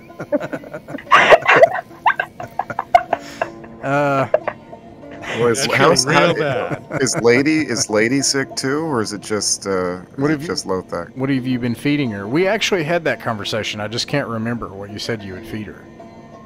I think you fed her Walstons for a while, but you can't have possibly had enough Walstons to continue feeding her those. I mean, she should just eat. She should eat. I don't know. Yeah. All right. Dog food. Can't we get some no, dog that's food? never been mentioned. So yes, in that case, Lady has also been gassy and kind of unhappy. Lord. Okay. We need meat. Lothak probably is not pregnant then. We can maybe rule that one out. Yeah, so yeah, well, it's still though, like, would it be sufficiently alpha dog to invite them? Like, we have to do this on our ship, and we don't have to carry our low berth storage guys all the way out to the Enclave. We can just put them out here in the cargo hold, put them on display, make it look real intimidating. However you do it, it needs to be really ostentatious, and try not to think just like a human. I don't mean any offense by that, Chapman, but I mean, not everything is just a trade deal. Sometimes it's I'm gonna draw my sword, slam it down on the table, and say, "Lothak, shut up right now." She squeaks out like that. And her ears Okay, go good. back. I think we got it. We're all set. We're already doing the Star Trek alien thing where you just tell the alien to shut up all the time. It's Captain, how many of these? Well, apparently seeing the lasagna didn't work. I believe we got 6. I don't know if they're all. I don't think they're all dead, right? A couple of them were just unconscious, or. I had assumed that you only got the the unconscious ones. Did you want the dead ones too? Yeah. We remember that was the deal we made with the security guy. I'm sorry. We'll get all these guys off your hands. Okay. Yeah. Okay. So you got some dead ones and some alive ones. Yeah. Well, you don't know if they're alive. That's going to be up to the doc, actually. That's going to be up to Doc, yeah. He does get a +1 to his roll with Medic 3. I think this is the move, Captain. Get those dead ones. In them. Make a cape out of Vargar fur. Wear that to the meeting with terrorists. Lothak is now whimpering. This is terrible. Is that too worse. Much? Is that too much, Lothak? I think we just isn't. Sorry, this, Lothak. I think displaying them should make the point, right? Because then it's like, this is what happened to the last crew, that tried to kill us, and this is what'll happen to the next one. Now let's just talk business and sell these guns. That's thinking like a human. Well, it's both. We are humans. They know we're humans. And plus, we bought the guns from Vargar also, and they're meant for this market. So. No, we come out with the bodies and be like, "This is what happened to the last crew. Here are some weapons. You're gonna need these the next time you try and kill us. Good luck." That's awesome. Yes, that's exactly right. Be good. Chapman, you're muted. Less effort for us. Say that again. We can do all of that on our own turf. Less effort for us. We don't have to go out there. Oh, I agree. All right, so that part I agree with. You books. You get a final docking clearance where you're able to enter. I imagine, maybe I'm prejudiced because I'm thinking like elite, but I imagine there's probably different setups. But in this case, because it's an asteroid, I imagine it's. I don't know what it's called, but basically where you have a pressurization depressurization chamber where you're gonna land on a pad and then it's gonna pressurize, and then you're gonna be brought up into a pressurized area, and that's how I imagine this probably works. So you're on this pad, and that brings you out into a hangar, and then you'll basically get back on the pad, and it brings you into a depressurization chamber, and you're here on your ship, and you do have a contact, so you have a frequency, and you can call them. Books, what do you tell them? So, I'm sorry, the contact is... Who is the contact, you're saying? It's going to be a point of contact at a Vargar shipping company called Kafirkanok. Okay. And we're just going to tell them that we're... I'm sorry, these are the people we're going there to meet? Is that the contact you're talking about? Yeah, but they're saying that, they want, they like have them come here instead. And make a show of force, that like... This is what happened, and then bring out... Oh, yeah, but actually, before we do that, I suppose we should see if you kill all these things in the low birth. Well, we don't want to revive them, necessarily, right? Oh. So you're just going to bring out the capsules? Well, the dead ones we can have open. Okay, so you're going to crack open the capsules with the dead ones and bring them out. I mean, actually, that brings up a good point. Maybe we can get a good deal, like, if we offer to throw in the ones that are still alive. Lothak shakes her head, and she's like, oh, these humans, they don't... Oh. Are you saying they wouldn't pay for these guys? And then you hear you have a terrible smell in the cockpit, and she says, I'm sorry. What'd you say? Yeah. Are you simple. saying... Let's just show off the dead ones. Just try to keep it intimidating. Don't complicate it. So there's 3 dead ones, right? Yeah, let's say there's 3 dead ones. Okay, so you bring out the dead bodies from low birth, present them, Godfather style, like gruesomely. I've never owned a dog. Is this how you discipline them? I don't... Is this normal? Well, I mean, first of all, no, because the first thing the dog will do is try to rub its face smack in the middle of the dead, whatever it is that you show it. Dead stuff? All right. Yeah, that's how dogs are. Step one. You can't shove all of the Kafirkanok snouts into a pile of poo to teach them a lesson. I mean, presumably, though, they'll get... They're not... Yeah, anyway, whatever. It's not... I don't know if they even know these guys, but... All of this confusion happens in character, where you're trying to figure out what to do with this dead Vargar bodies in the hold. Like, do we, like prop it up, or do we, leave it just sprawled out on the ground, Oh, no. Make it as bloody as possible. But also super casual, so it doesn't look like we planned it. We don't have to doctor them. We just take them out. They've been frozen anyway, right? They're all just icy hunks of one of them's beheaded. This feels like a hate crime. I'm gonna be honest. Do you think it would be too much to get a little sign that says hello or something and put it on? I like the meeting we had where we were like, we don't want to commit any war crimes, and then you come into the port and you're like, but a hate crime? I don't know, anyways. Okay, so, no... we are operating under the direct advice of a Vargar right now, so I don't know what else we could... Yeah, no, it's Our true. Our Vargar friend says this is okay. More than that, said that we would be killed if we didn't do it this way, or at least attempted, so it's just I'm just trying to... Yeah, she says the important thing is we really need to show that we're in charge here. If we don't do it, I guess get ready to fight. She has her gun ready as well. The books say, tell them we're here to sell them their guns, but they're going to have to come to us if they want them. That's the only deal that they're getting offered. Alright, let's see here.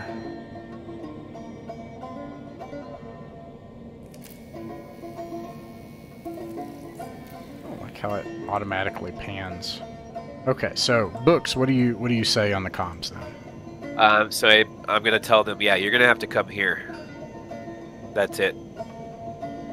If you want to talk, you gotta come here. They recognize your voice, and then after a while, you don't hear anything back, and then you get a message essentially that says, "Oh, we will," and you get a bunch of angry armed Vargar that just Not to short circuit you there. Should it not be on deck 3? Oh, sure. Sorry. Oh. And I mean, I don't know. What do you just like? You just like have. Oh no. Okay, let me redo that.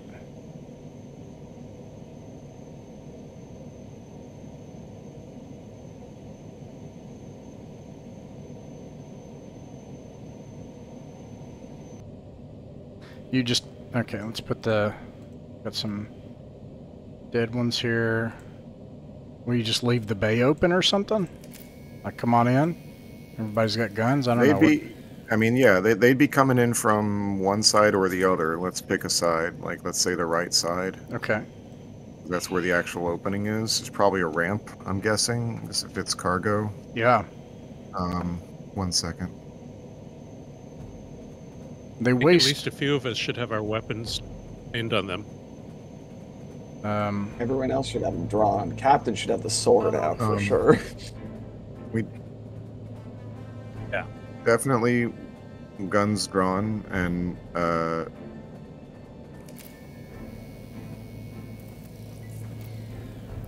They certainly waste no time drawing what weapons they have out as when this happens, and just coming on board the ship. I'm gonna roll the reaction roll. Ah, interesting.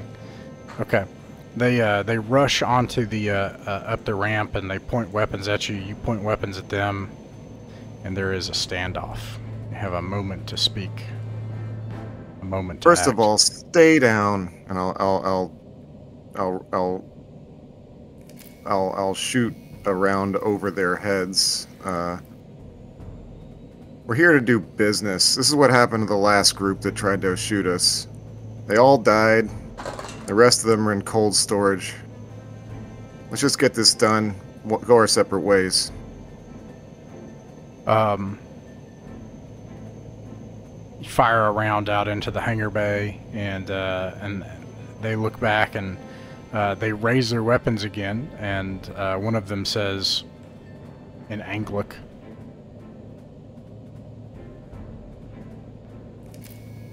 "We'll make you a deal.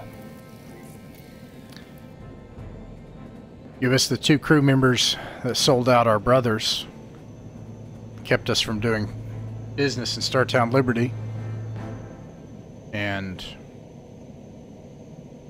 we won't just take your weapons, we'll pay you extra." How about this? I look over at the captain, terrified. How about this? Would he might?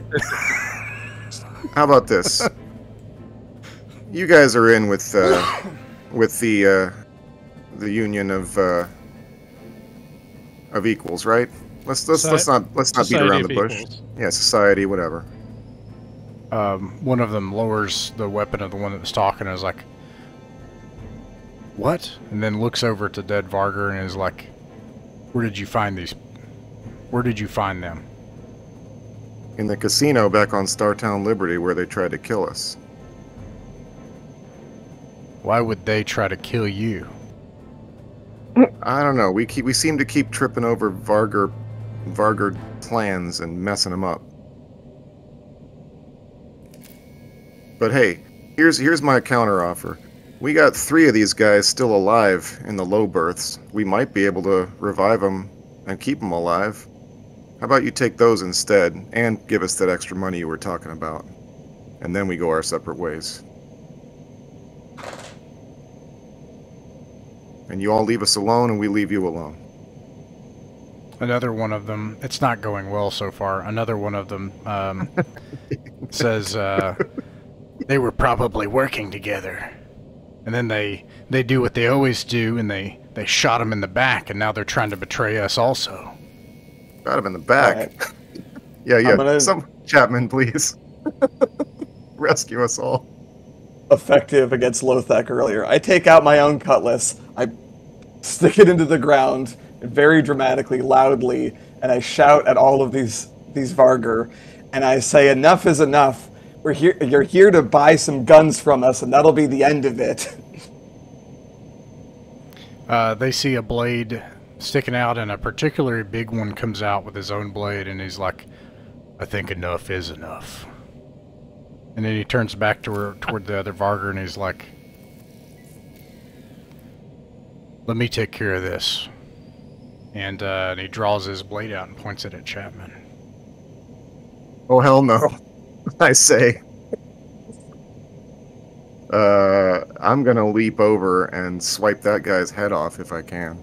Oh! Ooh. Alright, roll a d6 for surprise. See if you can... Oh, you surprised him.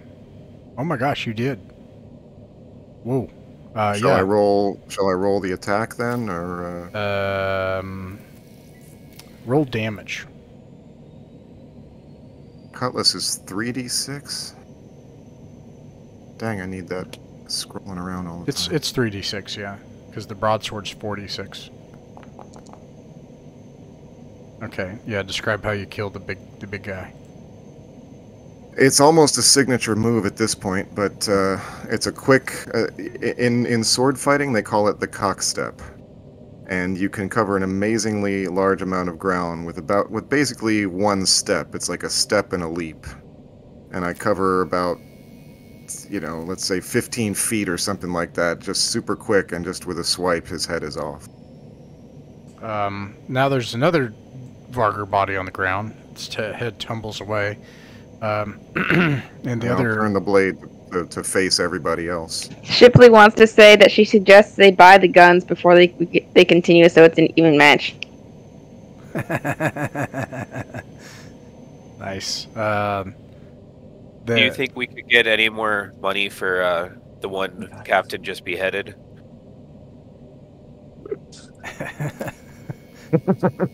I'll look at them and raise an eyebrow. The one that was talking before raises his paws, asked, and just points toward the Society of Equals, the Vargr, the dead Vargr, and says, "Tell us how you're connected to them. Are you working with them?" No, it's the same story as always. I'm an asshole. Vargr don't like me. Everywhere they find me, they come for me just like this, and it always ends the same way. So you better take a hint and back off already. Now, are we going to make this deal or not? Three of them laugh, and then they bring a case of credits out, and and now, who made the deal initially? Because now is when you let's see. Actually, no, we don't have to. It could be somebody else. Let's Shipley. Let's make let's see. So you roll 2d6 and you want to roll high. Hopefully you get more than a 10. I think these were bought at like 130 or 150%. It was 130. Oof. Yeah. Tag on it. Okay, so let's see here.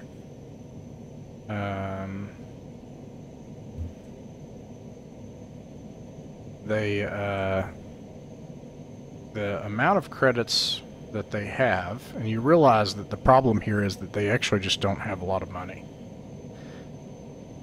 Let's see, 30, 2, 3.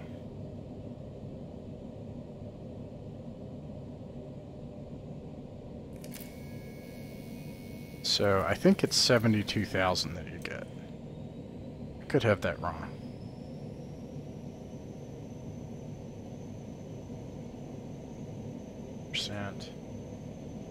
Firearms, because I think it's 3 tons. Okay. Anyways, those are the credits that they have, and they just put it down, and then they say they wouldn't have tried to have killed you unless you're Imperial.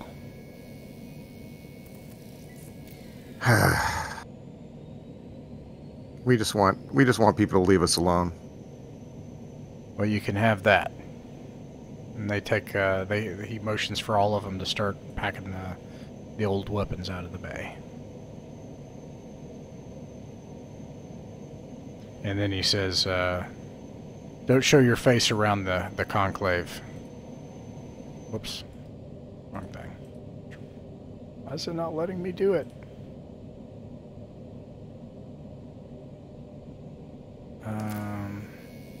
I don't know. I'm just going to delete them. Oh, because I'm not on the... There we go. Alright. And now you have another dead Vargr. You can have these guys too. They leave them. They don't want them. I'm not cleaning that up. Lothak sighs. She starts cleaning it up. No, Lothak, please. You've done enough. Lothak, why don't you go find yourself some real food? She's like, I don't have any money. What? We're not. Of note, no one has been paid yet. That's In true. a month and a half. When we go aboard the asteroid and everything, I will go out and I will buy Lothak an honest meal. Okay. I heard Okay. ribeye steak. 72,000, you said? I think so. To be honest, I can't remember. I will look at it and I'll post it in the results, of course. All right, and then I guess we'll need to get paid whatever For the cargo as well. Yeah. and low passage, because we did have some low passengers. I think. Yeah, I do have to look that up because the doc is going to need to see if they can make it out. And then do you guys want to make bets? It is not compulsory. What? So in this game, were you here for the last one, Thomas? I was here for the casino game. No. So there's a rule in this He game. also missed it. There's essentially 3 levels of passenger passage in Starships and Traveler. There's high passage, which is like first class, luxury, cruise liner. And then there's middle passage, which is like, a steel bunk. And like you're on this ship, basically. And then you have something called low passage, which is like in, I don't know, Alien and some of those old movies where they stick you in a tube and they freeze you. But there's like a % chance every time you're stuck in one of those tubes that it can kill you. And you being the doctor are the expert in trying to get them out of the tubes alive. And in the game rules, I agree with Chris on this. I think it's like considered bad luck not to bet on odds of survival. That's in the book though. It's called the low passage lottery. Is that what it's called? But yeah, anyways, it's an aspect of the implied setting. So, anyways. I Yeah, would say yes. I'll bet 100 on that they all survive. All survive. Yeah. Okay. Let me bring up the rules for it.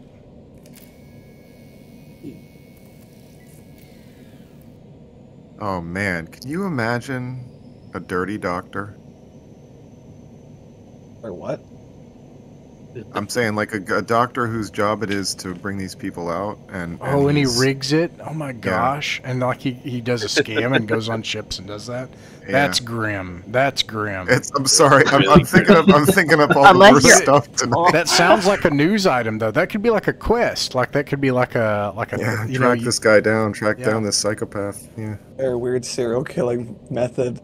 I feel like that can't be that profitable. Like, how high can you get people to bet on the outcome of these lotteries? I mean, you would pick large capacity, not luxury. You'd pick like people doing like long haul. There's probably some sort of like specialized low passage ship that's just packed to Sounds the like you gills. put an with, like, awful lot of 1,000. thought into this, Captain.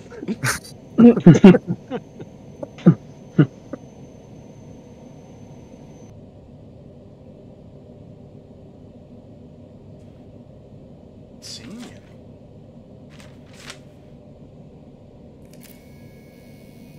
I wonder if it's just a practice on ships that, like, on any ship that's in any way commercial or owned by a corporation, that doctors are just not allowed to participate in the in the low passage lotto. So the bad news I have is I am not seeing it, but I have my notes right here. Now I know that there was cargo and there were.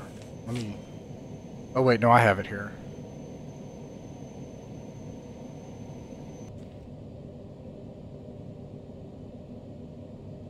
Okay. Yeah, there was 1 major cargo, 4 minor, 22 tons, and 4 low passengers. So I'm going to make my 4 passenger lottery. 1,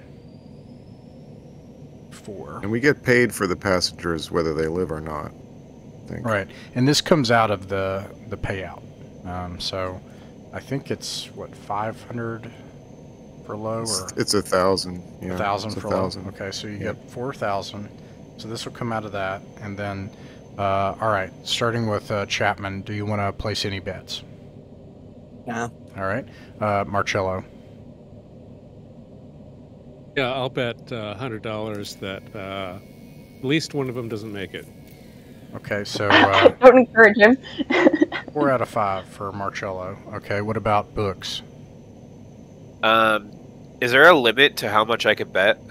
No, the way it works is there's 10 credits each, so 40 credits total, and then, I mean, you all can do it however you want, of course, but it's the custom is that the captain himself takes the pay and then takes 10 credits out per low passenger, so it's 40 credits, so you'll just get 40 credits if you win.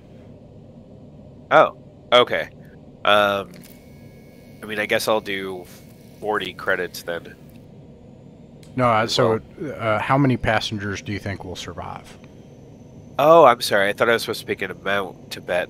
I'll say 2. Okay, 2 of 5. All right, and then Bellamy. Oh, I thought it was 4. Is it 5? I'm sorry, that's right. 2 of 4. Sorry, and 3 All of right, 4. I'm also gonna bet that all 4 make it. All 4 make it. Okay, and then Doc, how many do you think will make it? The very person who's going to be trying to get them out by their skills. I'll say all 4 of them make it. Nice. Gotta have confidence in what you do, right? And then Shipley. I'll say 2 out of them 4 make it. 2 out of 4. Okay. And then, let's see here.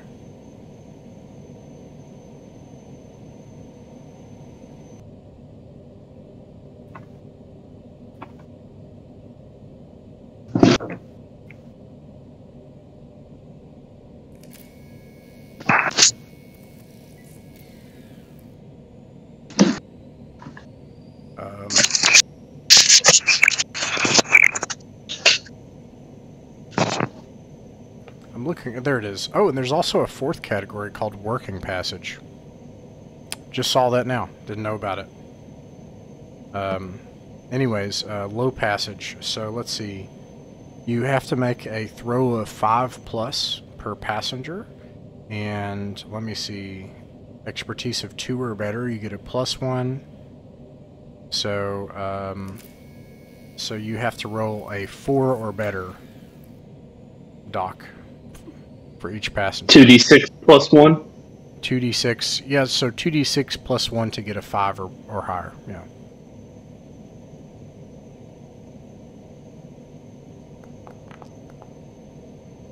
Alright, so the first passenger lives. Yes. Second passenger lives. This is like the gauntlet for this new ship's doctor you brought on board. Like, everybody's just watching you, you know. No pressure.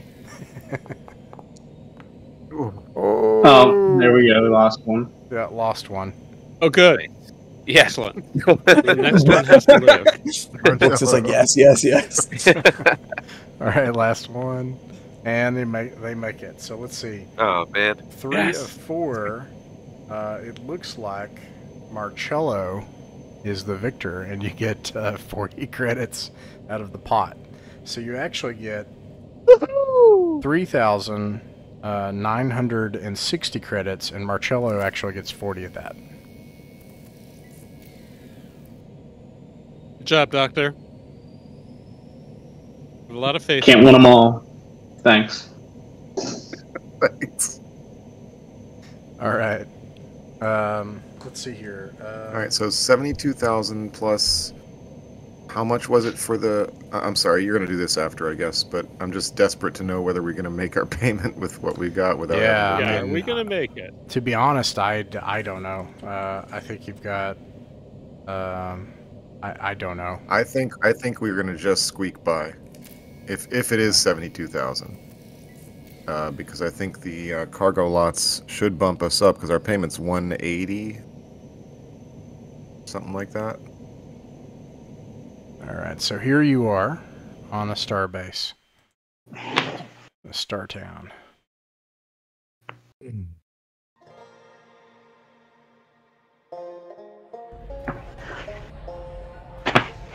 So, gruesome day. You did a little bit of a sword fight with a Vargur. Left the body in the hold. Not much of a fight. Not much of a fight. Took out the big guy real quick. Made a deal, and then made your bets over the low passenger lottery. Talked with a terrorist, and here you are on Asteltine.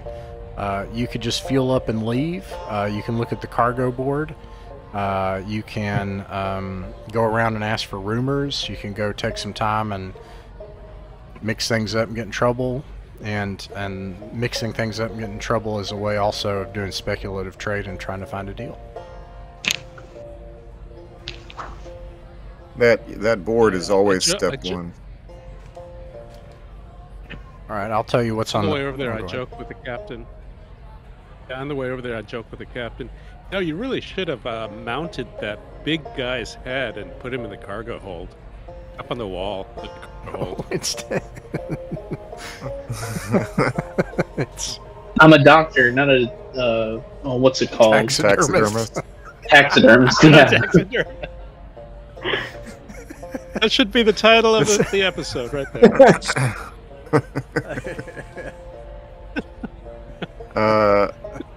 You know, it's not a bad plan, but I'm thinking we might not be the best agents for poor old Anders. I think we kind of shot our wad on that one. I don't know. They're gonna know our faces everywhere. They said don't show up in the conclave again.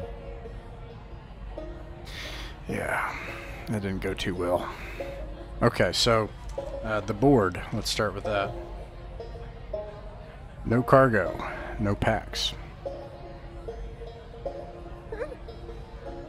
Great. That's simple. Damn. No cargoes. Okay, what about passengers? No cargo, no packs. Oh. Passengers? That's what he means, yeah. Yeah. Unless you go back to Flammarion. So that's a possibility, and I can roll that up.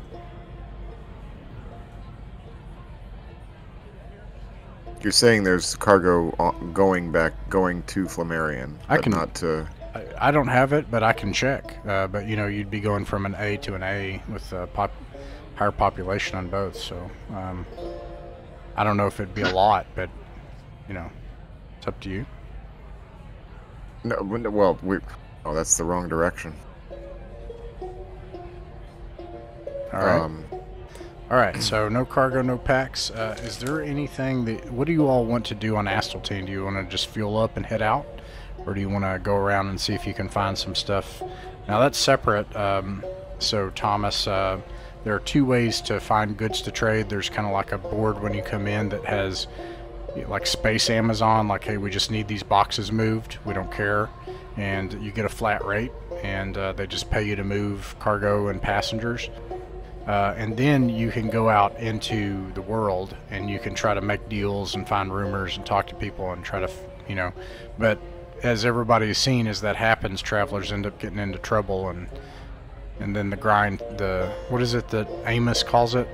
The churn? The churn. Yeah, the churn happens then, you know, so.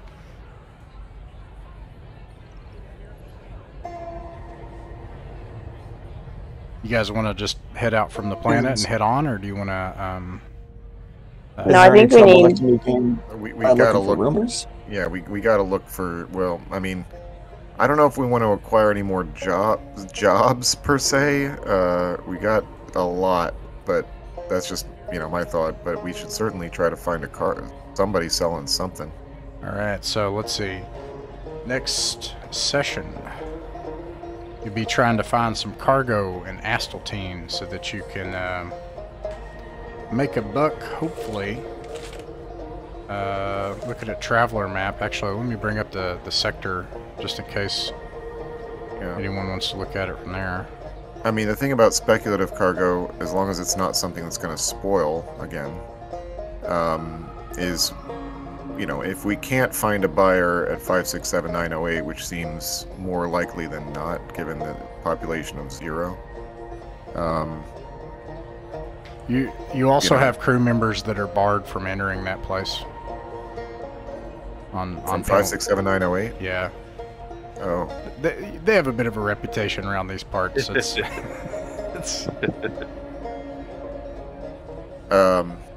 yeah. Well, yeah. So, I mean, well, yeah. Well, yeah. What else could I say? I mean, you know, everything you're saying. The reason I say "well, yeah" is because it's all the reasons. These are all the reasons why trailing is the only direction that should ever be in our thoughts. You know, I mean, it just the concept of having to traverse these stars again. Oh yeah, I kept saying forward. I meant trailing. Yes, the trailing. Yes, galactic east, if you will. But anyways.